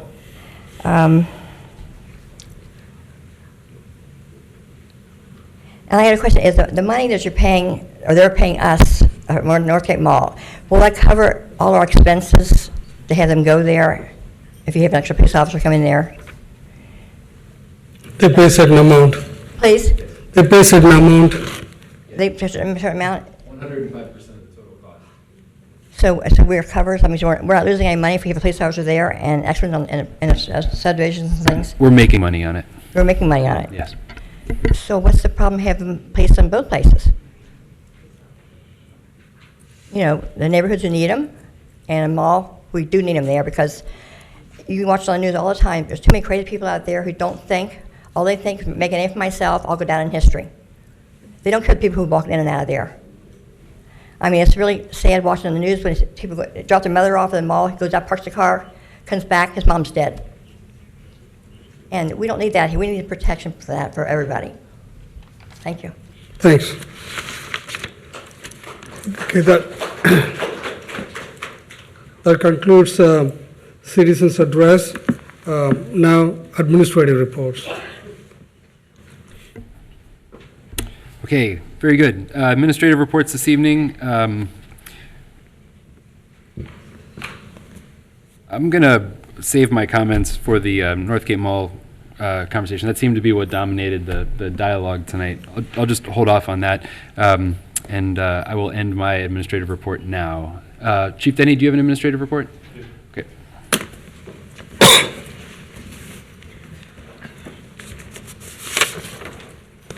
I've also got some Northgate Mall comments. That's fine. No, go ahead. Yep. Just a couple things that came up in citizens' address.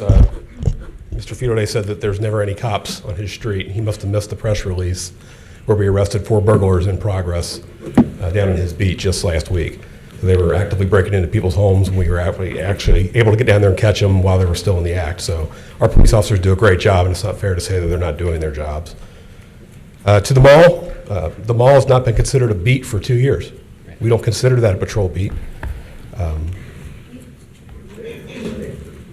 We were able to return 11,000 hours of patrol by signing the contract last year because we were at the mall 11,000 hours a year. By doing the contract as an extra duty detail, we were able to take the patrol officers and put them on the street. That's 11,000 hours on the street.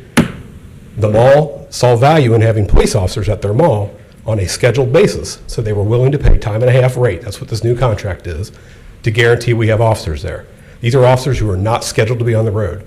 If this mall contract is canceled, we will not have the ability to take that officer out of the mall and put him on the street. That's not going to happen. We receive 105% of employee costs. It's as simple as that. We looked at every employee cost, wrote it into the contract, added a 5% administrative fee. We get 105% of the employee cost back from the mall. Sick time does not accrue any differently. They don't get extra sick time accrued because they work at the mall. No cruisers are ever at the mall. That's $25 per hour if a detail wants to have that. And of course, the cost of policing was subsidized over the past few years because the trustees and the police department saw a need to have dispatch fees reduced, to increase our presence, and to help with economic development throughout Northgate Mall. Quickly on the alarms, and I want to take a chance to thank Stephanie and Kathy for your help with the alarm process. When I said it failed, it certainly was not a swipe at any individual person. We're on pace to answer, or to spend $43,000 this year on dispatch fees for false alarms. And the reason we look at businesses as opposed to residents, you generally don't have return calls on residential business or alarm drops.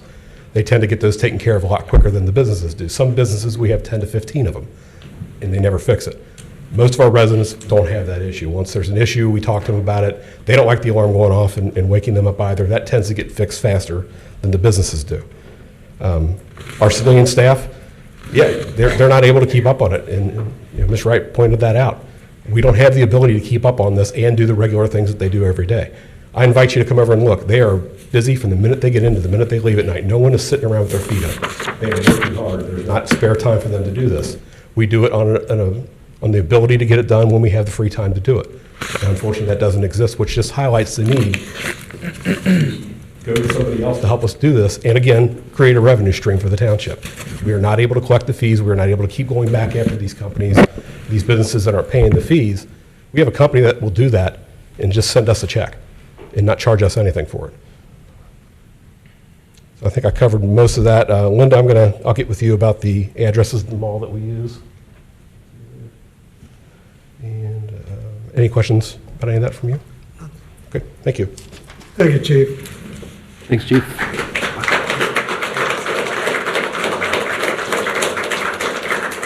Okay, the next administrative report will come from Mr. Kevin Schwartzoff, Director of Public Services.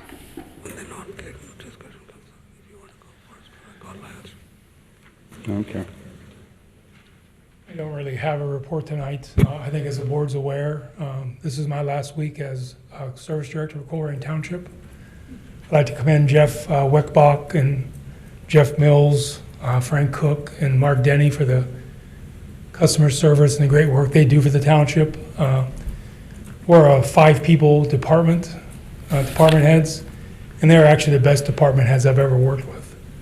So my leaving here doesn't reflect all upon the administration or the board or any of the department heads. I'm going to a job in the city of Kent, Ohio, where I went to college. One of my problems here with Colerain is these meetings, as you saw tonight. The smoking gun one night, I was accused of doing something underhanded, the pot of money between the trustees that you're putting your hand into. All those sorts of things really just disgust me. People aren't civil, they're rude. A lot of things that come to the board could come to me as a person, as a department head. They don't come to me during the week or call me or email me. They want to come here and grandstand. And I'm really just tired of that. So I'm a parks person. You know, the grass isn't always greener, but I think by going to Kent, my grass will be much greener. Thank you. Thank you for your service. Thank you, sir.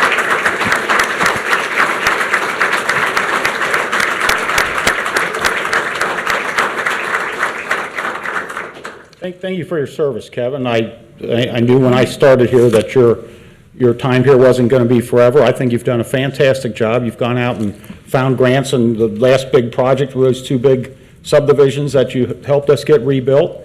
I know you're going back to where your family's from, and good for you, and I say go Bucks.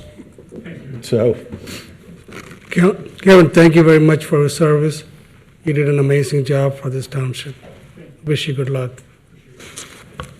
That concludes the administrative reports. Okay, trustees' reports? Greg, you want to go ahead? For sake of a lengthy meeting, I'll keep it short. I'll just give the 4 people running for office some advice. The only thing you have to do to be a good trustee is to reflect the residents as a whole. And the only way you can do that is by putting your time and energy in this community. And I'll help all of you along the way at any point if you need anything. Thank you. Want to go ahead? Yeah, sure. Thank you, Raj.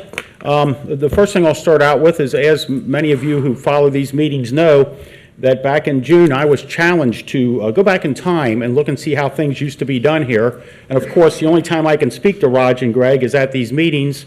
So I have gone through yet another year of minutes, and I have learned a lot about the township. I've learned that they consistently spent $27,000 on fireworks. What did we spend, 5? Yeah, it was actually. So that cost has gone down. I've learned a lot of things. I learned that on November 18th, 2003, apparently they had a fire drill during a meeting. I don't want to do that right now, but everybody knows where the exits are. I know that the subject of 2003 came up in part of the citizens' address, but to stay on topic, so here's a copy of my updated work that I've been doing for the other trustees, so I share that with them, and then this becomes a public document. If anybody would like to see a copy of it, please send Heather or myself an email, and we'll have it scanned in, and you can read what it is I've been doing. There's a lot of fantastic history in this township, and I've made it from, I was challenged to go back to 97. I've made it through the end of 2003. And going back to somebody's comments about the noise ordinance in 2003, that was a pretty rough year for these trustees. The three of us, while we disagree, I think we get along fabulously, and we're respectful towards each other. And that was not always the case in this township. So to those who think that there's something bad going on here, I'm not seeing it. These two guys are just as respectful as can be. I was accused of bullying Raj at the last meeting, and Raj, did that happen? No. And you know, we just, use your mic, buddy. We had an active political debate. Thank you to everybody who has spoke here. Raj, did I bully you at the last meeting? Go ahead, Don. Go ahead with the report. As far as one of the residents made a comment about defamation of character, it's pretty obvious we let you stand there and say whatever you want, or we end up getting sued for a First Amendment problem. So if a resident feels like they were defamed, they're welcome to take legal action. I don't know, Scott, if we can stop people's content unless they start cussing, but other than that, I don't think we can do that. Comments about the agenda not getting out soon enough. The previous Board of Trustees was putting out the agenda on Monday before the Tuesday meeting. This board, starting with our second meeting last year, we've been getting the agenda out Friday by 4:30 for the Tuesday night meeting at 7 o'clock. So this board is getting the agendas out 96 hours ahead of time. Looking back through all this stuff in the past, I never see any indication of people finding out stuff 4 days ahead of time. And some of it we do advertise ahead of time. We voted to have future public hearings on different things, so that's already set in the schedule. This item on the agenda tonight about TIFs, what that item actually is we are voting to negotiate with the school district so that they're aware of our economic development plans. That didn't always happen either. The trustees used to get accused of, you are doing stuff without consulting the school district. Since day one for this board, we have always let the school district in on what we're doing. To the people that own houses and businesses here, it's hard to define a separation of the government entities. I want people to know that we're working with the school district on every one of these items. All this is tonight is to send a document over there to see if they agree with it. This is not approval of a TIF. That would be at a future meeting. This is just to let them know what we're doing formally. I don't even want to go there. Several people here have threatened my job tonight at the next election. A lot of those are the same ones who did everything they could to stop me from being elected. I'm sure it's a great source of frustration that I'm sitting up here. But I'm having a good time with it, and I appreciate all the different input we get.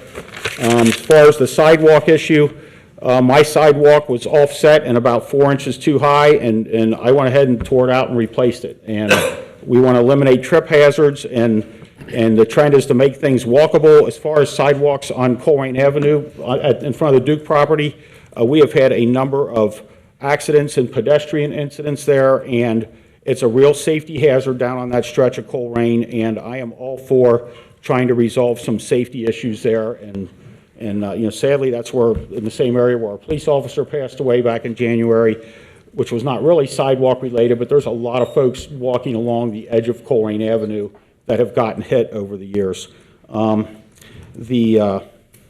If there was anything else I needed to address, the noise ordinance in 2003, I think what we're doing tonight is to have a permit so that that can be temporarily suspended for different organizations that want to have an event that might generate noise.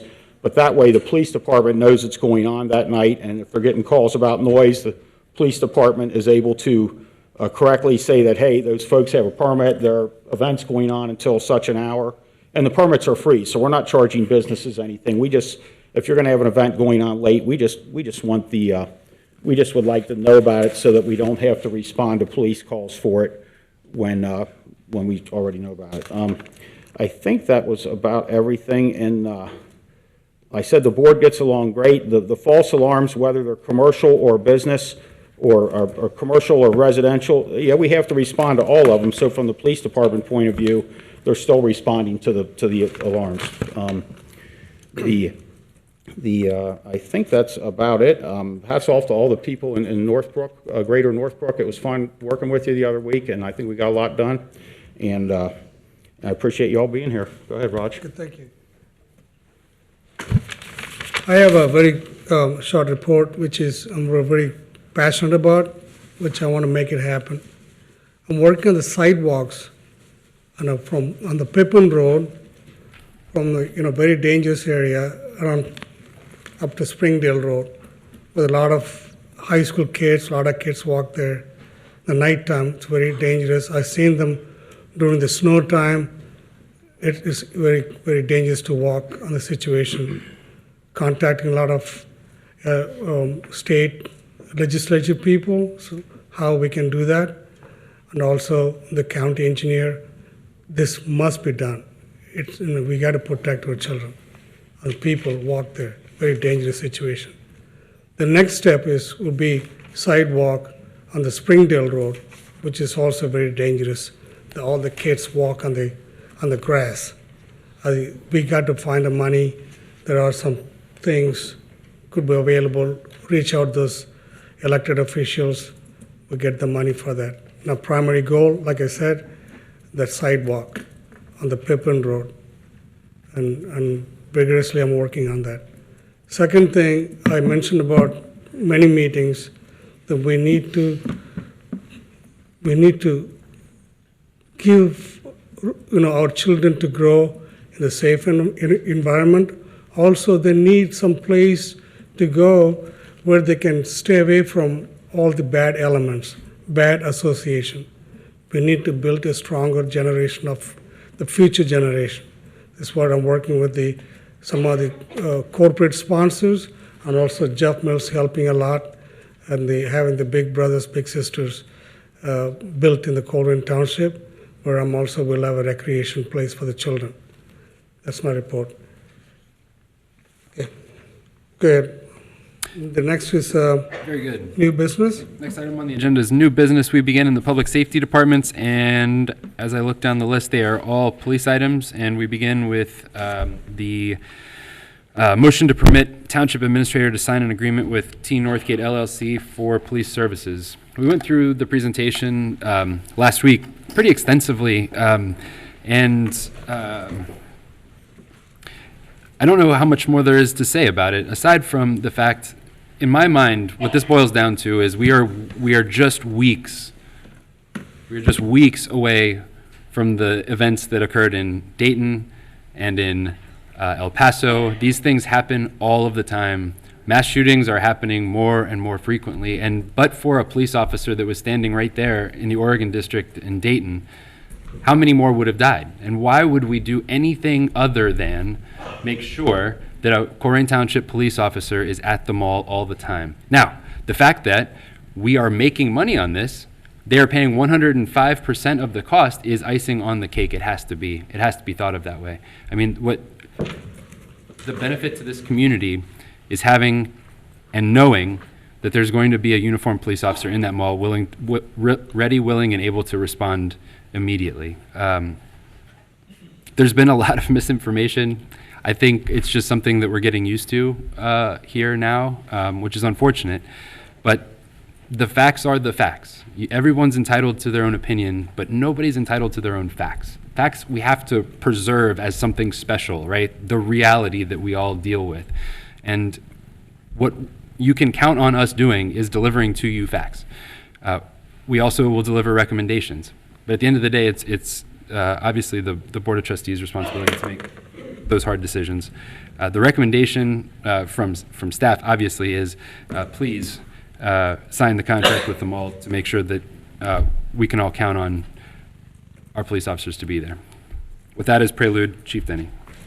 I can't follow that up much better than what Jeff just said, other than my job is to present you with facts in my experience and my training that I think are for the best of this community and for the safety of this community, and that's what I've done.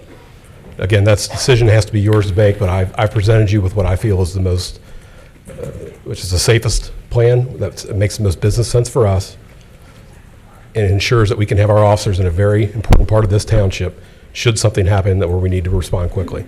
This allows us to do that at no impact to us at all. No impact to my budget other than to increase it, to give us more revenue.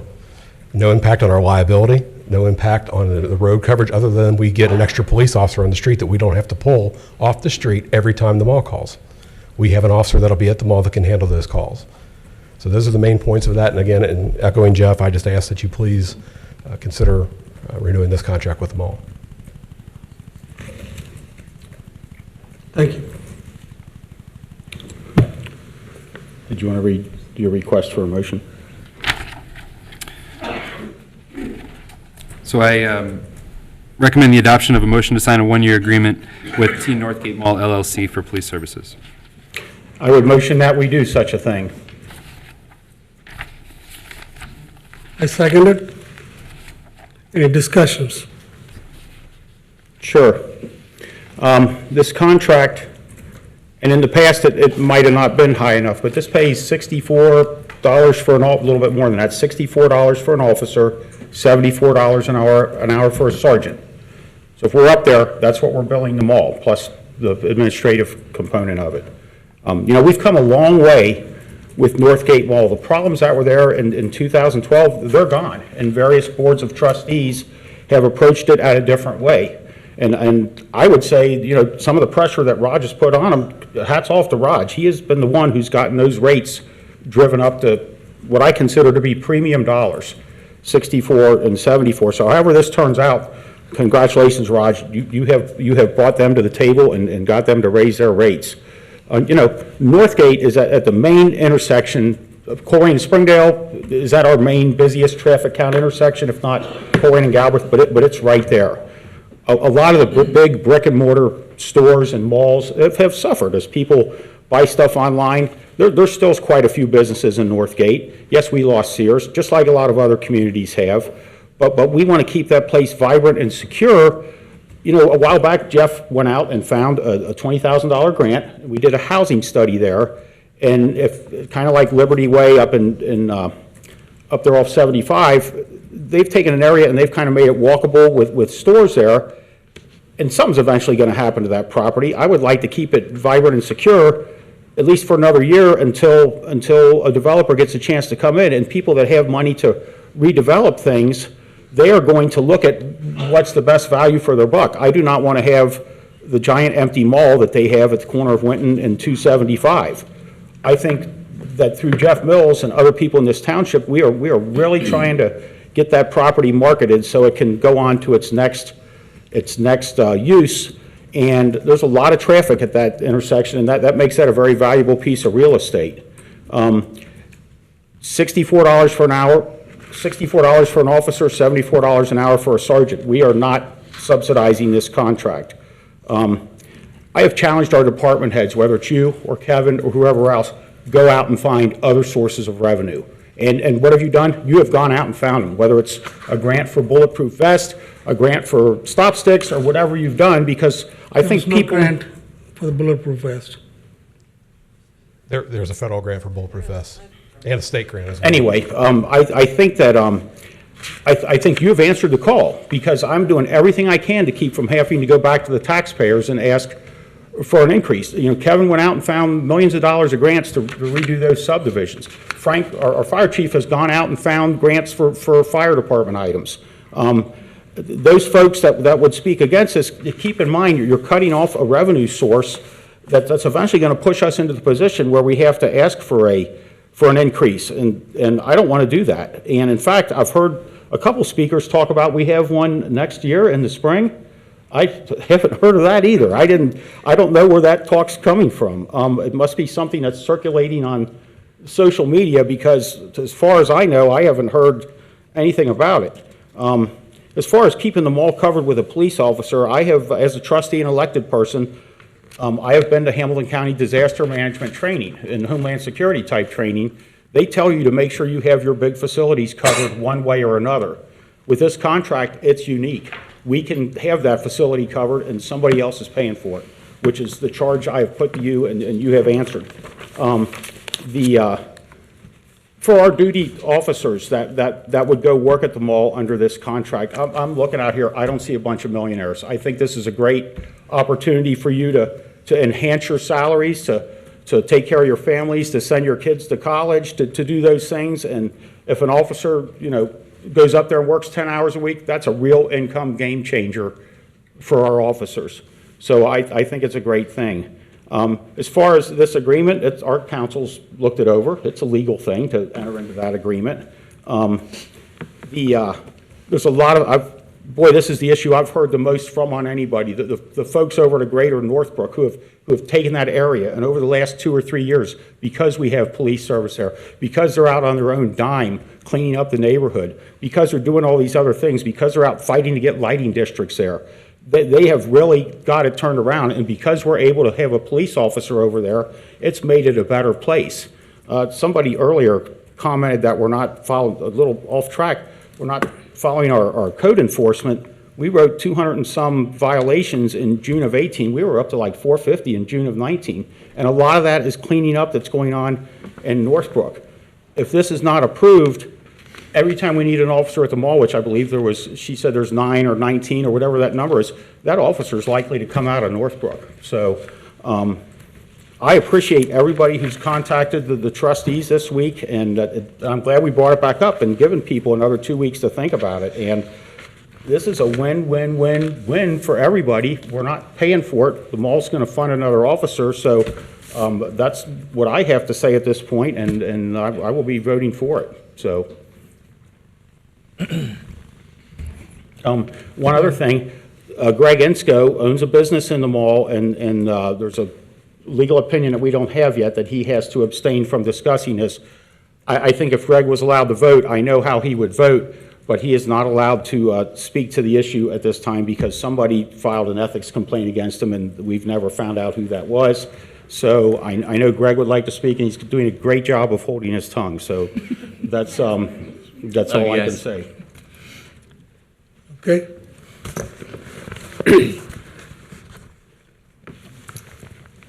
There was a lot of misunderstanding that I don't care about the police there. That is not true. We have the best police department in the country. I say it all the time, every meetings. I respect the duty, everything. You know, the last meeting I voted no. There's a reason why.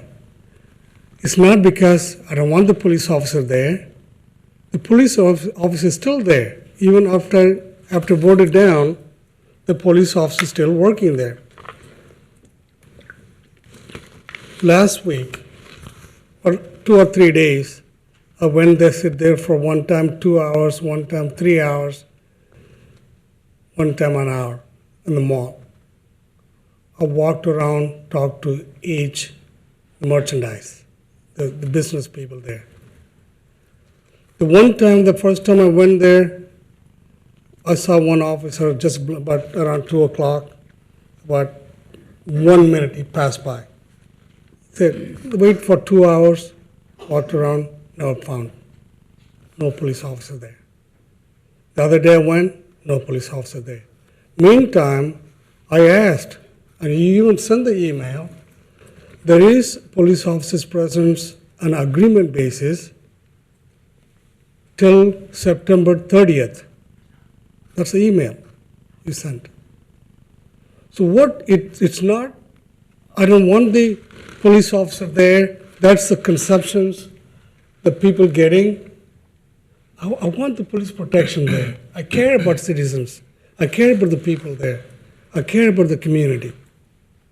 I'm a big proponent of the police officers. I worked there for 38 years in the law enforcement agencies, including probation officer. I know the importance of giving the safety to people. What it really bothers me, how the contract is written. Let me tell you, go back. When I talked to the merchandise, the people there, only two corporate office went away. Two corporate remaining there in the mall. The rest of the big corporations gone. The small people, business owners say they're struggling.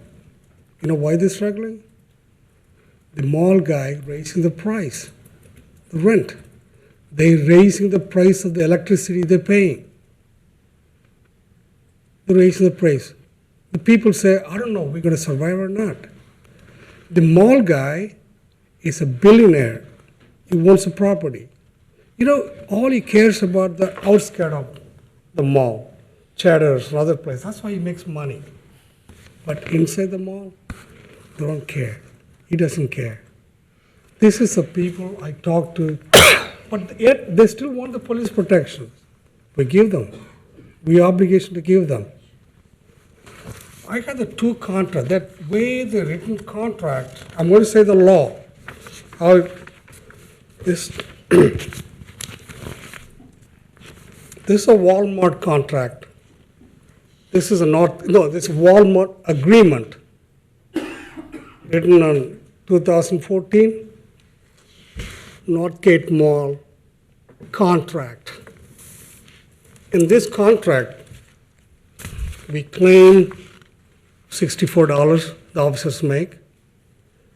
We talked about the $64, the officers under $64 pay Medicare, workman comp, and other service charge 2%. But it doesn't say anything about they pay federal tax, state tax out of the money. Now, in 2014, Walmart agreed to pay $60-some, other 64, same thing. And this money, it didn't say that they have to pay the workman comp, Medicaid, anything like this. The biggest things we're doing is the mall. I wonder why they're special. This guy, remember, this guy won the Northgate Mall, billionaire. He lives in Texas. He says the new contract, the Northgate Mall contracts, workers' compensation insurance covering all officers employed directly or indirectly by Township and all employees and agents of Township with respect to whom death or bodily injury claims should be asserted against landlord or township. Landlord or township. If landlord says, I'm going to give a damn, if officer working there, we got a best fine officer there. Something happened. Sick time, 6 months, they go on 6 time. Or some, I don't want to say that something happened to their life. Major thing happened.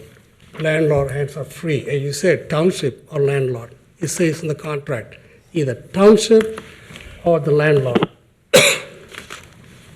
We are giving our people, they sacrifice their life in the mall, and we are leaving hands off to the mall people. Another thing, the liability insurance, an amount of $5 million, naming landlord as additional insured. $5 million. Township, the taxpayers paying that money. The taxpayers, each one of you, work hard Each one of you work hard. This guy is a multi-millionaire. Why we're not paying insurance? And the insurance cost is not added to the money the officers make. That's a contract that I'm fighting about, not the officers, but same contract you give to the Walmart, putting a liability to the Walmart. Why you are not, it's not a contract agreement. My argument, I asked Jeff Mills, why don't you have a agreement? Let me show you another thing. These are the agreement form all other law enforcement people use as agreement. It's not a contract. It leaves wherever he works. They're responsible for that. Now, anything happens, the citizens of the township responsible for that. They're paying for it. It really bothered me. I asked Jeff Mills, why don't you have an agreement like this? I'll tell you what's agreement, what the contract is.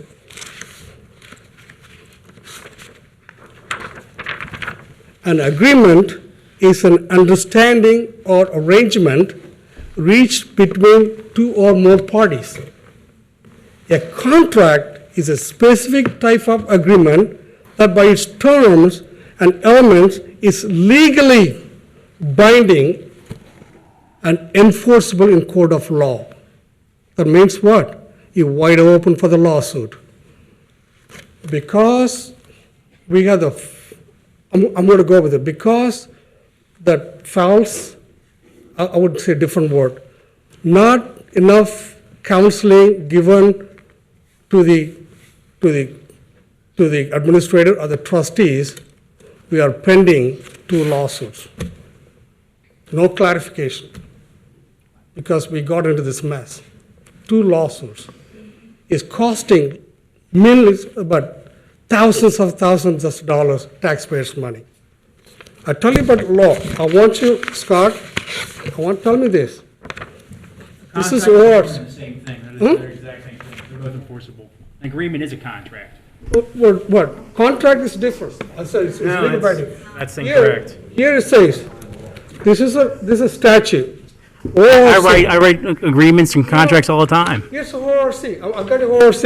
It says, in order to obtain police protection or to obtain additional police protection, any township may enter into a contract with one or more townships or municipal corporation, park districts created pursuant to section 511.18 or 1545.01 of the revised code, county sheriffs, adjoining police districts, or with a government entity of an adjoining state upon any terms that are agreed to by them for services of police departments or use of police equipment, or the interchange of the service of police departments or use of police equipment within several territories of the contracting subdivisions.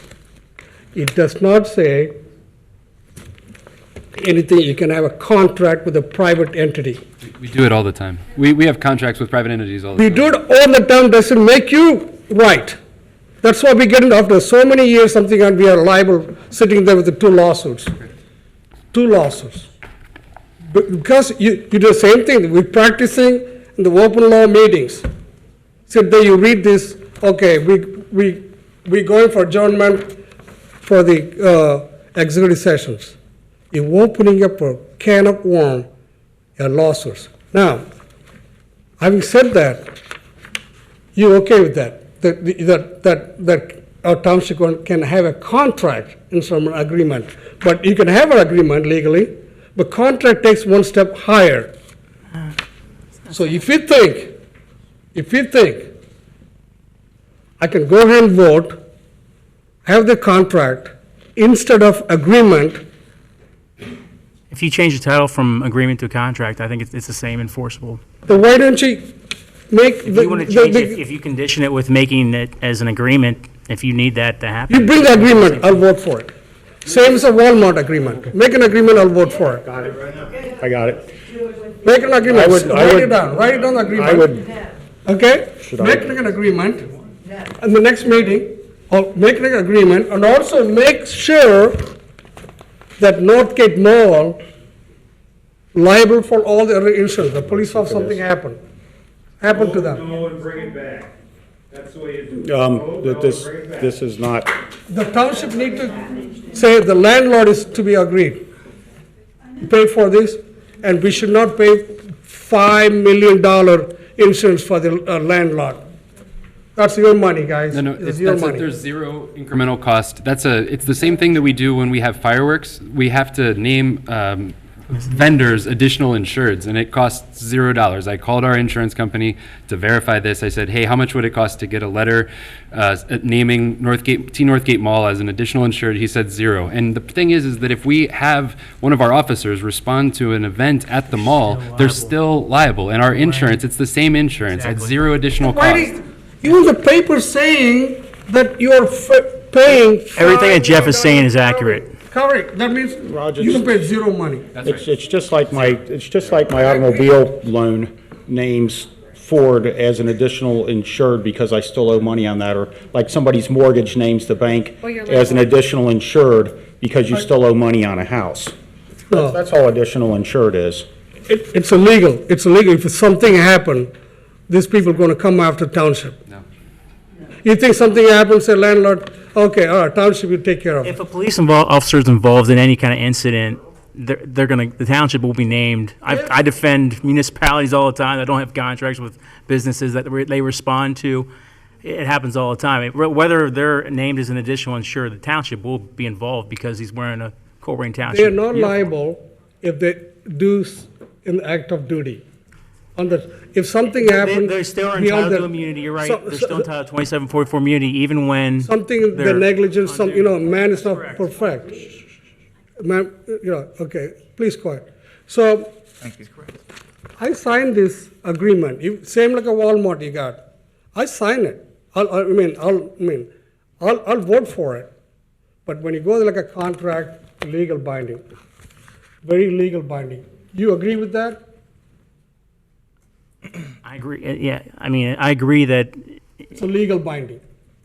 With an agreement. Agreement is legal binding and so is a contract. As much, like I read to you, it's not as is a legal binding like a contract.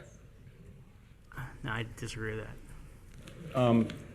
If you need it to be changed to, say, agreement instead of contract, if that's your issue, then I have no problem with changing that. If we change it to agreement, I'll vote for it. Okay. I would go ahead and motion to amend the motion on the floor that where the word contract appears, we change it to the word agreement. Then I want it, wait a minute, then. I would have no problem with that. Hold on. Then you gotta take the clause, the landlord, the liabilities, put, the one word he's saying is what is the article, paragraph 13, number 1, workers' compensation insurance covering all officers employed directly or indirectly by township and all employees and agents of township with respect to whom death or bodily injury claims could be asserted against the landlord. I want this to be there. Not the township. As required by the laws of the state of Ohio in which the premises are located. As required, yeah. Yeah. As a landlord. So you'd want to amend that as Amend well? this landlord. So, Not the township, take township off. okay.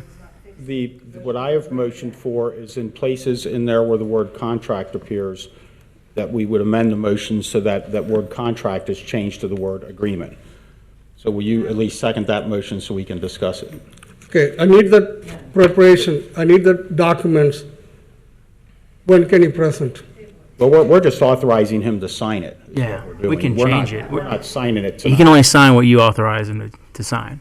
We're just voting to authorize him to enter into the agreement. So what I'm asking, Raj, control the meeting. What I'm asking for is that we would change, I've motioned to amend the original motion so that the places in there where the word contract appears, we would change that to the word agreement, and, you I want same as a keep that Walmart changed. contract.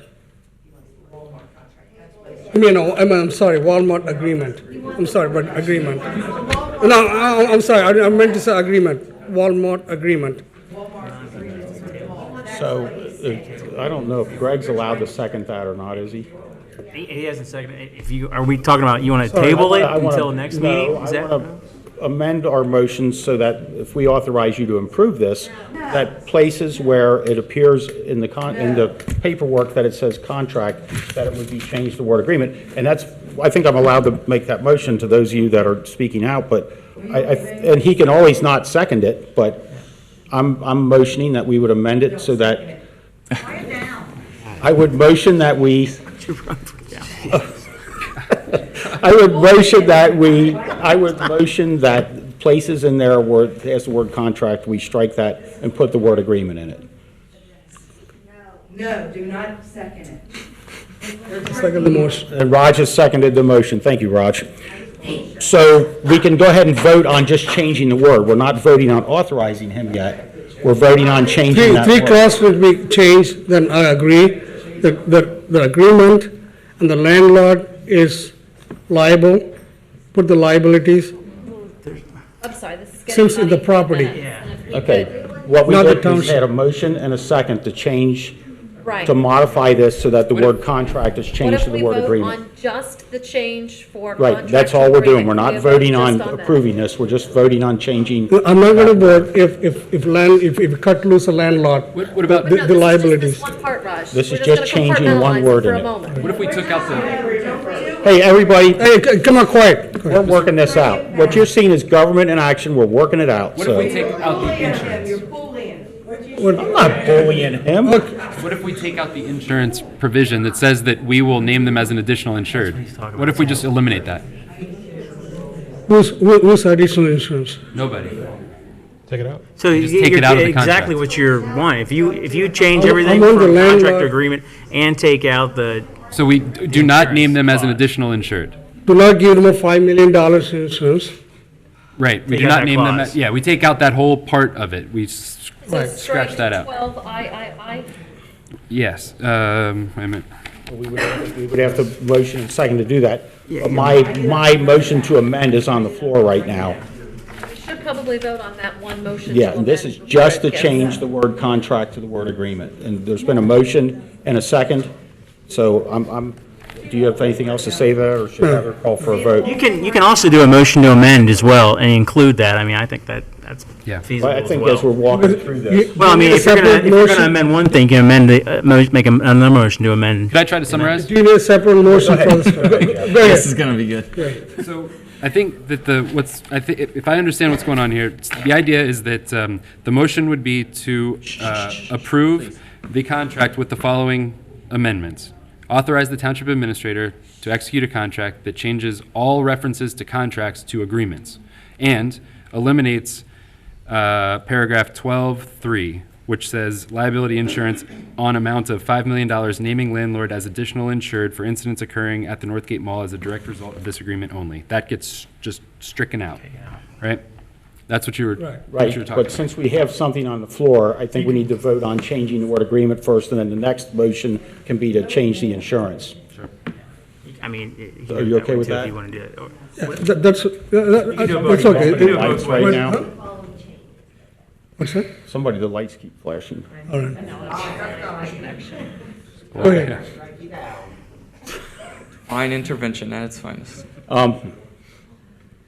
so the Okay, question is, don't, will you vote to change fine. agreement I need to a contract?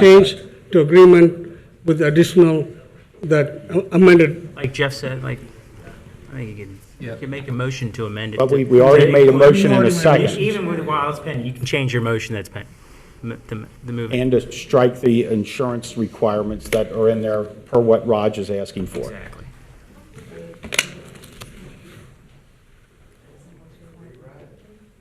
Okay, So the motion is what I just said. Yes. Change the word contract to agreement where it appears, and strike 12.3. and strike that item that calls for us to name them as an additional insured.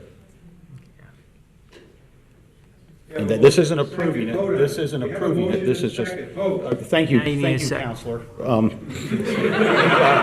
I'm happy to call the roll whenever the board would. So we're just, this isn't to approve it, Rod, this is just to make those changes.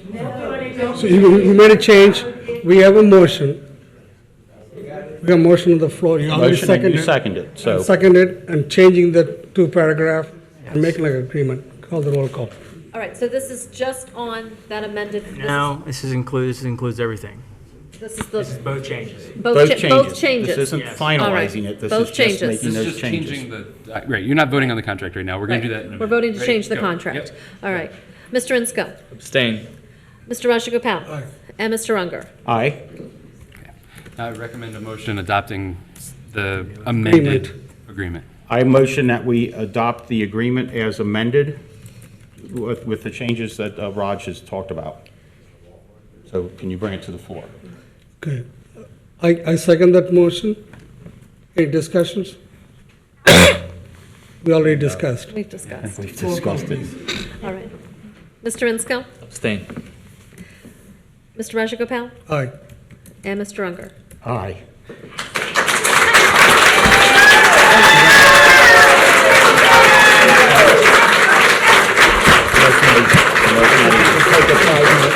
I think we should take a little recess. Go ahead. Thank you, Board, for your support on that. Thanks, Mark. My next item is a motion to permit Township Administrator to sign an agreement with Sundance Systems for Police Record Management System. If you recall, our record management system, PAMET, had a catastrophic failure back in October of last year, which resulted in us temporarily losing all of our data that we collected over the previous 7 years. Sorry, Mr. Chief Denny, Mr. Rajagopal, I can't hear him. And I can't take Yeah, minutes if I can't hear ask him. people to keep it down a little bit. They're quiet. Go ahead. Start again. Thank you. Motion to permit Township Administrator to sign an agreement with Sundance Systems for Police Records Management System. I recommend adoption of a motion to allow Administrator Jeff Mills to sign an agreement with Sundance Systems in the amount of $30,677 for the first year and $14,920 for each year after. Again, if you recall, our PAMET system, which was our records management system that we currently have, had a failure back in October, which erased 7 years' worth of data. We were able to get about 95% of that back, but immediately upon having that happen, we began looking for a new vendor. Their security system and their backup schedules were not up to what it should have been. Along with many other departments in the area, we located Sundance Systems. They are an Ohio company, and they presented their product to us in front of the command staff and the other staffs from local area departments, and very impressed with the product they have, and their security systems are much greater than PAMET's. In fact, we are backed up 4 times, and a copy is sent to us on a monthly basis that we can keep a separate copy. So it would take a nuclear war for us to lose all 5 backup copies. So this is a much more advanced system. It does give us more capabilities and abilities than we had with our 7 or 8 year old system that we have in place. So this was very impressive system. Again, they had some that were almost 3 times this cost that didn't provide the functionality that this one does. So we were able to get a 40% decrease or discount in the price because we were looking to go with Springfield Township, Montgomery, Forest Park, Springdale. I think there's a host of departments looking to go to this. So that gives us the added benefit of sharing information with those departments. Right now in PAMET, if Springfield Township has the same suspect last night in a burglary, I would never know that. So this ability would allow us to share a records management system with the area departments that we share jurisdictions with. So that's an added benefit to us. We're still following up on getting all the data together. This motion just gives permission to Jeff Mills to sign that agreement once we have everything in place. I would motion that we permit the Township Administrator to sign that agreement to get it to the floor. I second it. Go ahead. When we had the agreement with the previous company that lost all the data, I think at that time we still had an outstanding balance with them. Yeah, the day after the system crashed, they sent me a bill. So we never... That's never been paid. Right, and are we relieved from that now, or... They've never mentioned it or brought it up in the... Right, and if they were to bring it to us, we would just, you lost our data. Clearly, that's a breach. Yes. They breached the contract, so we didn't... We were in communication with Scott very early on in this process, and so he's very up to date with what we're doing. But yes, we would absolutely not pay that.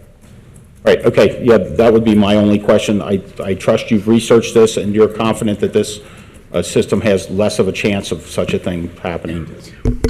Okay, that's all I have, Raj. No discussions. Okay. Vote. You didn't have anything, Call Greg? for vote. No. Okay. Mr. Insco? Aye. Mr. Rajagopal? Aye. Mr. Unger? Aye. Next, recommend adoption of a motion to accept the fee schedule for the web check fingerprint service provided by the police department. We have a web fingerprint scanner now that at the police department, our citizens can come in and get background checks done here instead of having to go downtown to get those done. There is a fee that goes along with having those things run through BCI or through the FBI. So I just need the board's approval to set that fee schedule so we can collect that as we do those checks on our residents. I motion that we do such a thing. I'll offer a second. Any discussions? Not for me. Is that something, I've been security checked all over the place and I've paid for it a lot of times myself. If I wanted to get security checked here, what would I do? Pay the township or? Yes, you pay us and then we pay a fee to either BCI or the FBI, however you want those to be checked. Thank you. Okay. Vote, please. All right. Call for. Mr. Insco? Aye. Mr. Rajagopal? Aye. Mr. Unger? Aye. The next two items, D and E, I'm going to ask the board to make a motion to table these. There was an item brought up by one of our residents that we need to correct in the resolution, and I'll bring that back in front of you next month, but I need the board to table that. I would motion that we table D and E. I'll offer a second. Discussions? None, I understand the reasoning. I do as well. It's a good mood, Chief. Okay. Mr. Insco? Aye. Mr. Rajagopal? Aye. And Mr. Unger? Aye. Next item, recommend approval of a motion to authorize Township Administrator to sign information exchange agreement with the Hamilton County Sheriff. Sheriff's Department runs what's called central warrants. Any area departments that sign warrants for suspects, they all go through a central database, and for us to access that database, we have to have an agreement in place that allows us to access leads in RCIC and NCIC. So this is just an agreement with them that allows us to access those systems like we've been doing for years.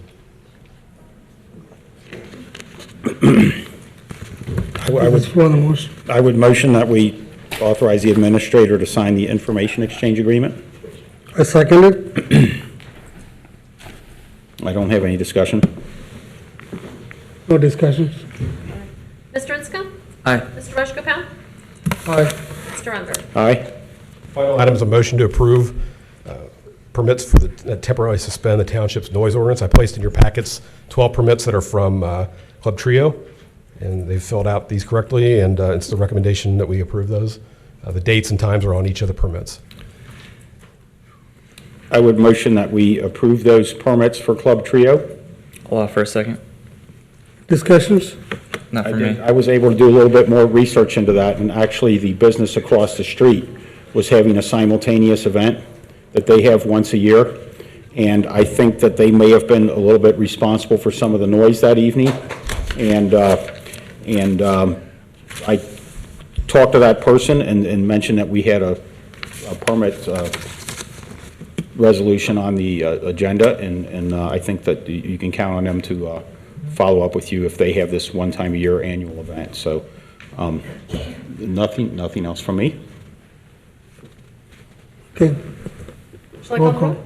Mr. Insco? Aye. Mr. Rajagopal? Aye. Mr. Unger? Aye. And these are the permits which do require your signature for all three of you. Okay, thank you. Very good. The next item of new business is presented by Mr. Kevin Schwartzoff from the Public Services Department. Last one. I have a resolution for the board, a resolution authorizing the township administrator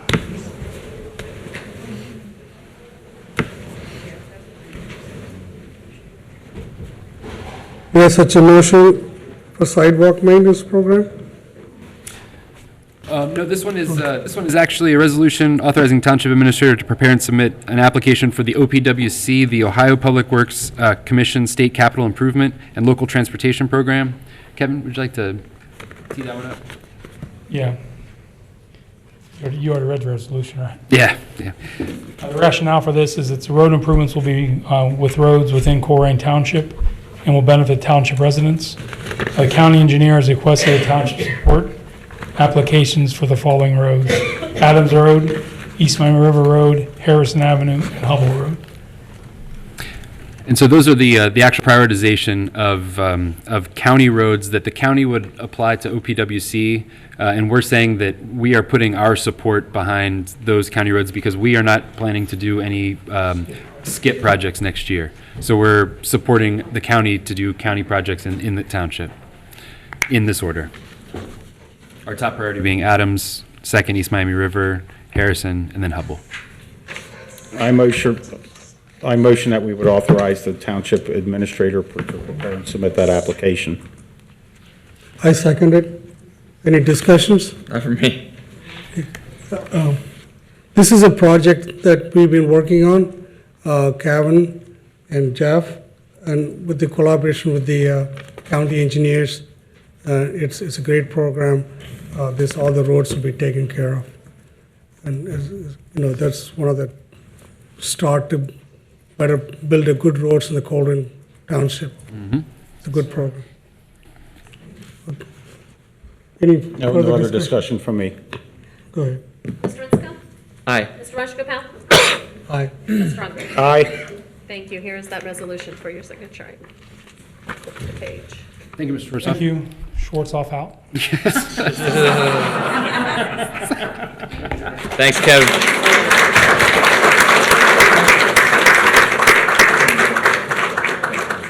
That is quite an exit. All right. Jeez. Okay, the next items on the agenda are in the Planning and Zoning Department. The first one is a motion to establish sidewalk maintenance program guidelines. The recommendation is to adopt a motion to establish sidewalk maintenance program and associated program guidelines. The township, and I can personally attest to this, we frequently receive feedback from residents, particularly those who use strollers and wheelchairs, that there are many places in our community with bad sidewalks. As you know, in Colerain Township, sidewalk maintenance, the maintenance of sidewalks is the responsibility of the adjacent property owner. One of our strategic initiatives this year was to establish a sidewalk maintenance program. This initiative was headed up by our code enforcement officer, Chris Cavallero. The proposed sidewalk maintenance program is outlined in the agenda packet. The overall sidewalk maintenance program will take a minimum of 6 months from start to completion due to a number of public hearings that are required and other steps that are defined in the ORC. What we're doing this evening is giving staff the green light to embark upon this series of events that will lead to fixing sidewalks in Colerain Township. And I'll mention also that the funds that we're using as seed money for this come from, they're federal funds that come through Hamilton County and the Community Development Block Grant. So they are not local tax dollars that it will seed the sidewalk fund. The idea is that over time, residents will pay back. So we'll pay to fix the sidewalk, assess those costs to the town, to the taxpayer that is right in front of, who has the sidewalk in front of their house. And then as we get those monies back, it'll be a revolving fund of dollars that we can use to fix sidewalks throughout the township. Recommendation is to approve. We have such a motion on the floor. Then I will, do you want a motion and I'll second? Yeah. Okay, Roger's motion and I have seconded. Any discussion? Yes, there are other communities that it costs a lot more to put in sidewalks. I'm familiar with Montgomery, where they require you to use those little brick pavers, and they're hard to find, and you're kind of stuck buying them from where you're buying them that meet their specification. And what we're doing here is you can fix your own sidewalk. And when I fixed mine, because as I said earlier, mine was all offset and had a tripper in it, and I didn't want anybody getting hurt walking across my property. So I went to the Public Works Department. I think the permit was $15. And if you're handy at all, or you can get somebody to help you, or it's not that difficult of a thing to do, or you can pay somebody to do it, or we will help you get the process started. And it's a good idea to get these sidewalks that are within the right-of-way, because mine is still within the Colerain Township right-of-way on my street, to get them fixed. And to me, this is a low cost way to do that for an area that has sidewalks like the subdivision I live in. No other comments from me. I think sidewalks is, we saw in the last, the meeting, the town hall meeting, people are very concerned about sidewalks. I think sidewalks makes the neighborhood looks better, and also makes the people accountable, abandoning the sidewalks. Also, it costs, I've seen people got walking, kids got injured, and, the crack in sidewalks. This is a good program.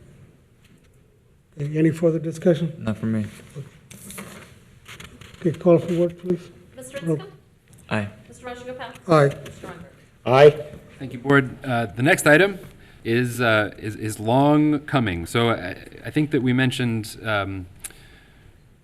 in the past that we received a grant from Hamilton County through Community Development Block Grant dollars to support a strategic investment plan in the Northbrook neighborhood.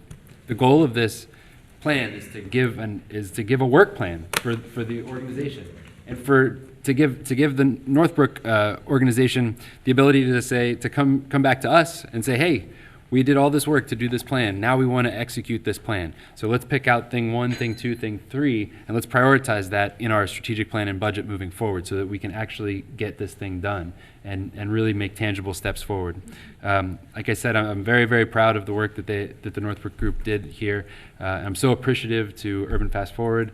Kathleen and John did spectacular, and I'm really proud to recommend approval of a motion to adopt the Northbrook Now Strategic Reinvestment Plan. I would motion that we adopt the Northbrook Now Strategic Reinvestment Plan. I'll offer a second. Any discussions? Not from me. Not from me. Okay, roll call. Mr. Inscoe? Aye. Mr. Rajagopal? Aye. Mr. Unger? Aye. Thank you, Board.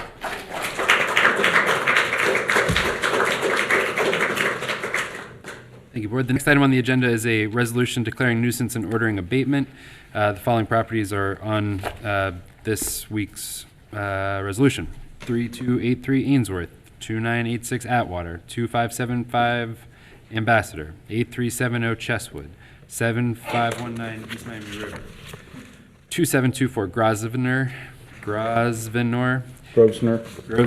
thank you. It's a difficult one to pronounce. 9660 Marino, 10262 Menominee, 3236 Paprika, 7670 Pippin, 9873 Pippin, 6881 Rutherford, 10745 Shipley, 2450 Springdale, 2520 Springdale, 2562 Springdale, 10116 Windswept. Those are the properties that are on the agenda this week. Hey Jeff, what happened to one property on the Week Road? On which one? On the Week Road? On Week, On yes. the Week, I think it's Yep. 66, is dumped right in front of the old trash. I've got an update on that. Trash there. Is that independent of this motion that you're asking for? Yes. Yeah, but let me get you an update on that. I don't have it off the top of my head, but Okay. I'll try to find it. I would motion that we approve the list that Administrator Mills just read. I second. The discussion, to those who question if we're out doing code enforcement, that's a long, healthy list there of code enforcement. Yeah, it is. And we're out getting it, and things have changed here. And as I pointed out earlier, June of 18 versus June of 19, we have more than doubled our efforts, and things are looking different, and you folks back there know it, and you're the cause of a lot of that difference. And so for those who don't think we're pursuing these things, we are, and to me, it's kind of been our priority as the 2018-2019 board, and I thank my fellow trustees for all three of us, moving forward on making Colerain Township an even greater and better place to live. Thank you. The next item's on the agenda. I know, it's exciting, Jeff. I'll get y'all worked up. Okay, roll call. Jumping on my seat. Aye. Mr. Rajagopal? Aye. Mr. Unger? Aye. Okay, good. Okay, thank you. All right. The next items on the agenda are from the Administration Department. The first one is I'm really excited about. It's called it's a motion to authorize the Township Administrator to execute a memorandum of understanding with the Center for Local Government regarding the establishment of a traffic calming device library. So one of the things that we are, I think, a leader on in Colerain Township is traffic calming. We tried the Chicane project. It turned out very well. People from all over the region are looking to us as leaders in traffic calming. And this is yet another way that we in Colerain Township are leading innovation in traffic calming.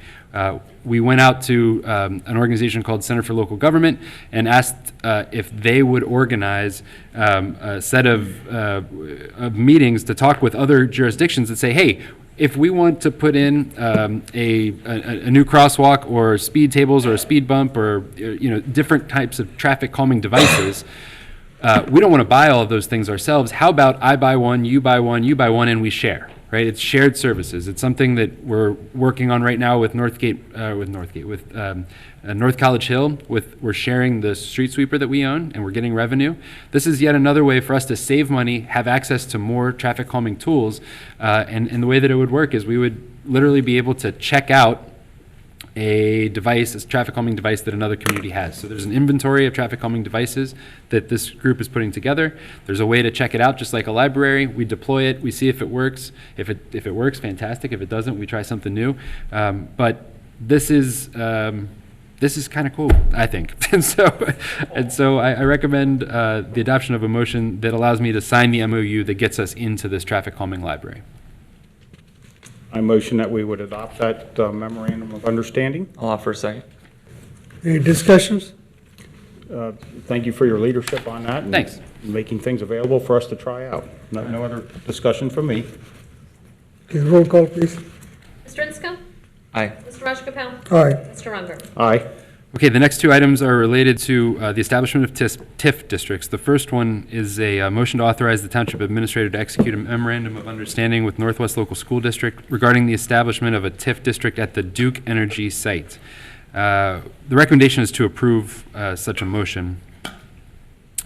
As I say, in the agenda, that we've had some very tragic events occur on the block of Colerain Avenue south of Galbraith and north of Banning. All of those have involved cars and pedestrians. The pedestrian environment, I think that we can all agree, is lacking in that block. The lighting is poor. There isn't good differentiation between the public realm and the private realm. What I mean by that is there are places on that block where you can literally park and there's nothing that is between you and the sidewalk. There are places there where the sidewalk is 2 feet wide.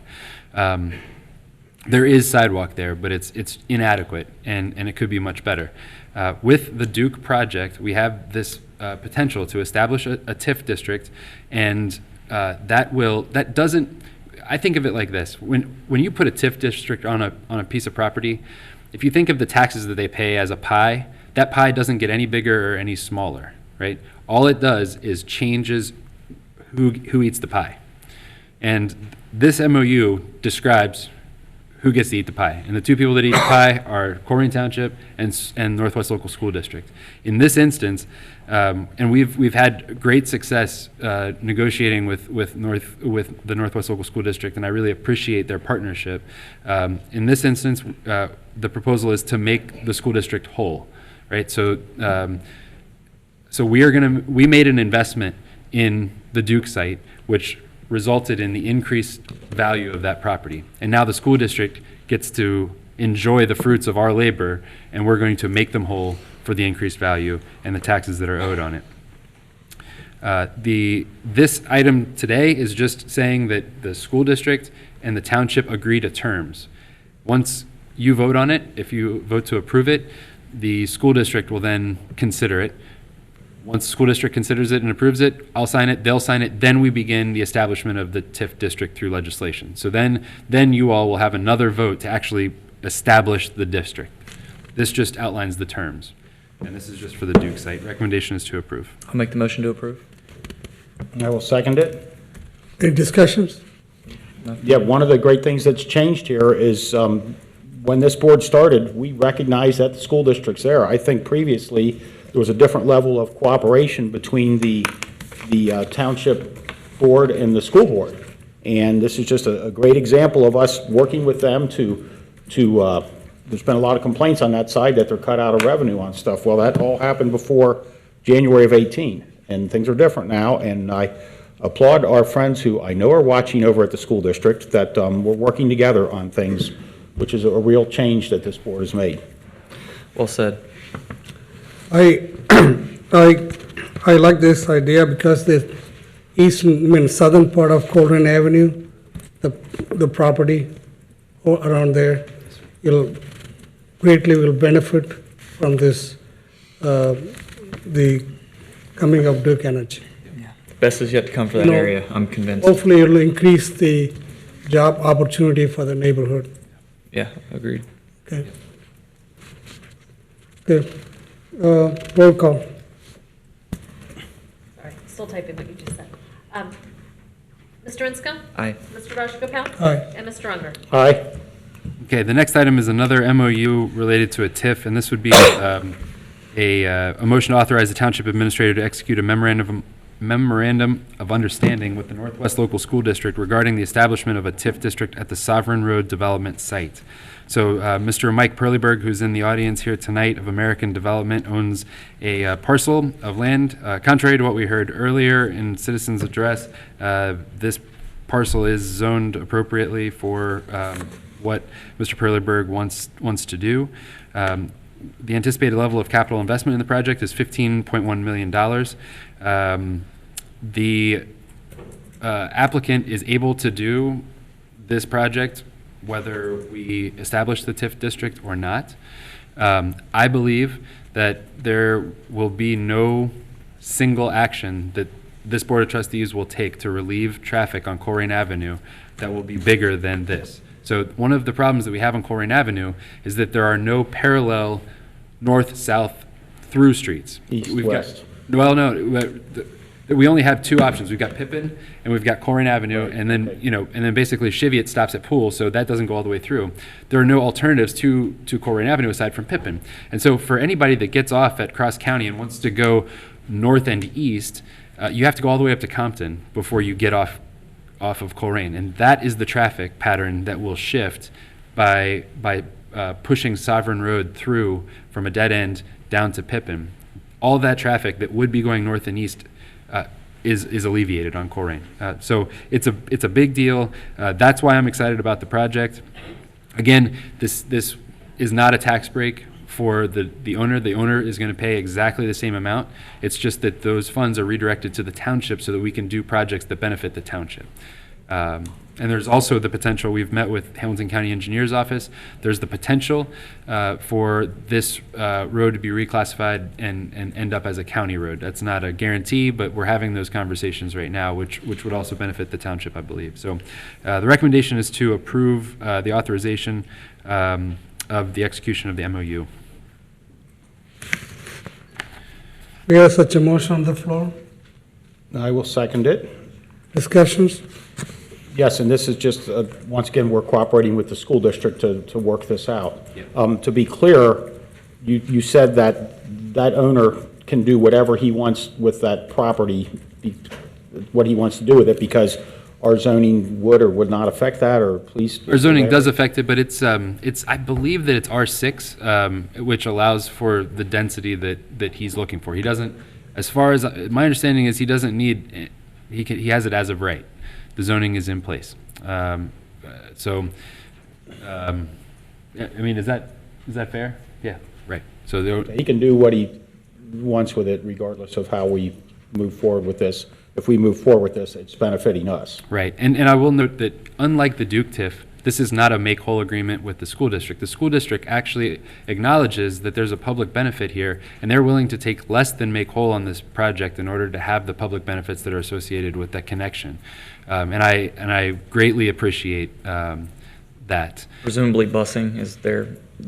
Yeah, sure. Yeah, busing and maybe there's more students and so the other thing that I'll mention because I know that it's important to Trustee Rajagopal, and he has mentioned it earlier today, is that we're looking for ways to partner with the school district to establish a Boys and Girls Club in Colerain Township. And because of the development that we are talking about here and at Duke, that those TIFs are going to allow for the school district to do some really great things in our community. And I think that our goal is to dovetail our desire for a Boys and Girls Club in Colerain Township with the new building that will be coming up as a result of these TIFs at the school district. So I applaud Trustee Rajagopal for leading that effort, and I intend to fight tooth and nail to make that come to reality. I'll just briefly say this. Yeah, I think that's noble. That's a great idea. But for me, this came down to really call times, and opening it up will, as you all know, in safety services, seconds equal lives. And for me, that was my main thing. So I do intend to support this. I think, when Jeff brought it first, I got very reluctant to whether to approve this or not. Then I drove by the place several times. We talked about it, what kind of benefit we're going to get. And then we come up with, we need to have some type of program for our young kids in this township. That's why, there's a lot of things going on. The kids could be driven into the bad associations, nobody to lead them. I think this Boys and Girls Club, they're very successful in Price Hill. They started it, and it really minimized a lot of juvenile crimes. And a lot of kids get benefit, and we give them a great foundation, the counseling, mentoring, and recreation, being with the counselors. I think it's a great program. I'd love to see this happen in our township and build a strong youth program. Then after talk to Mr. Mills, this tip money, how are you going to benefit? And then he talked with the school superintendent, so they come up with some agreement. They told me, yeah, right, this program, this tip program will help you to build this, what you're dreaming of. I think that's a great thing that's going to happen in our township. Real quick, Greg, I don't mean to put you on the spot. Where's the closest Boys and Girls Club to here? Price Hill. Price Hill, really? Yeah. Wow. So this would be pretty innovative for us. Yeah. It's neat. It'd be a great I would have program never for thought our of that. township. I'm excited to see it. Okay. Call for vote, please. Mr. Inscoe? Aye. Mr. Rajagopal? Aye. Mr. Munger? Aye.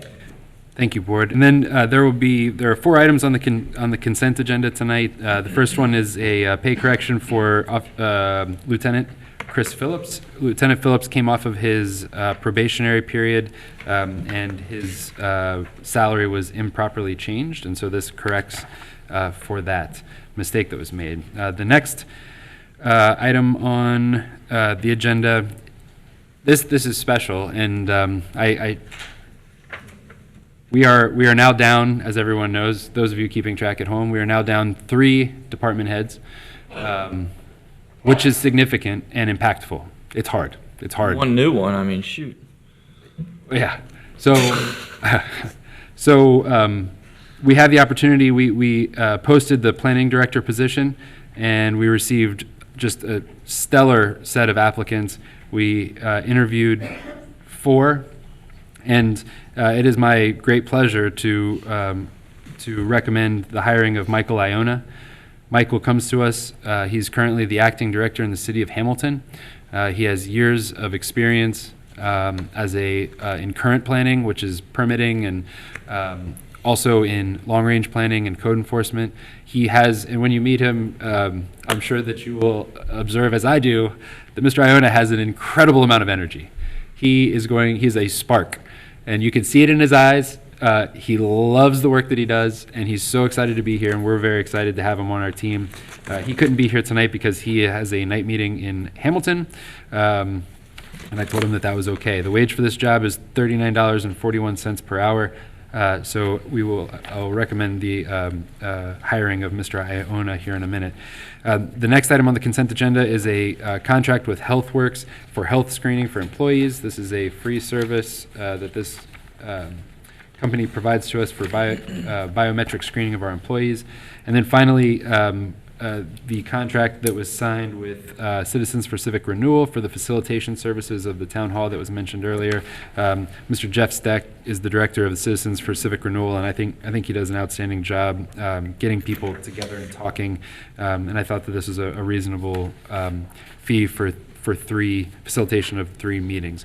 So the recommendation is to approve all consent agenda items. I would motion that we approve all consent agenda items. I'll offer a second to approve all consent items. Is there any discussion? Discussions? I like the person you've brought forward for the zoning director. I was very clear with him what my priorities are, and that is code enforcement. Right. And he understands that, and I'm just as excited as can be to have him come on board.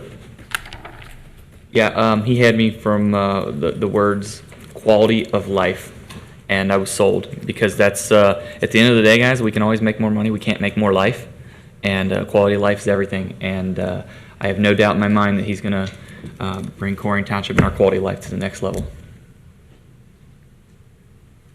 Okay, roll call, please. Mr. Linscomb? Aye. Mr. Marshall-Capel? Aye. And Mr. Unger? Aye. Thank you, board. Sincerely, we accomplished a lot tonight. Thanks. Okay, next on the agenda is fiscal officer report. I don't have a formal report this evening, but I would just really like to thank the board and all of the residents for caring, for taking the time to be here tonight. I mean, my goodness, it's 10 o'clock and I don't know, I have to be up about 6:15 tomorrow morning to get going with my day. And so I just really appreciate that everyone has taken the time to invest in your community. And that's exactly what it is. It's an investment of time, energy, and dedication. And I just wanted to say thank you. And thank you for always staying throughout the whole meeting, showing up for every one of them, and staying till the end. So The next on the agenda is, we got approved that fiscal. no, she just No, I made don't some. have a- She just made no. some comments. All right, She's just filling airtime so we can get between commercials. The next on the next on the agenda is executive sessions, if needed, no needed. Oh, why not? No, It's no. not even 10 yet. Okay. It's 10:02. So I am, Make a motion. we got a motion to adjourn the meeting, I would motion that we adjourn the meeting. I'll offer a second. discussion. Not from me. No. Yes, lots. Discussion. All right, Mr. Insco. Aye. Mr. Marshall-Capel. Aye. Mr. Unger. Aye. All right. Meeting is Sign adjourned. stuff before you leave.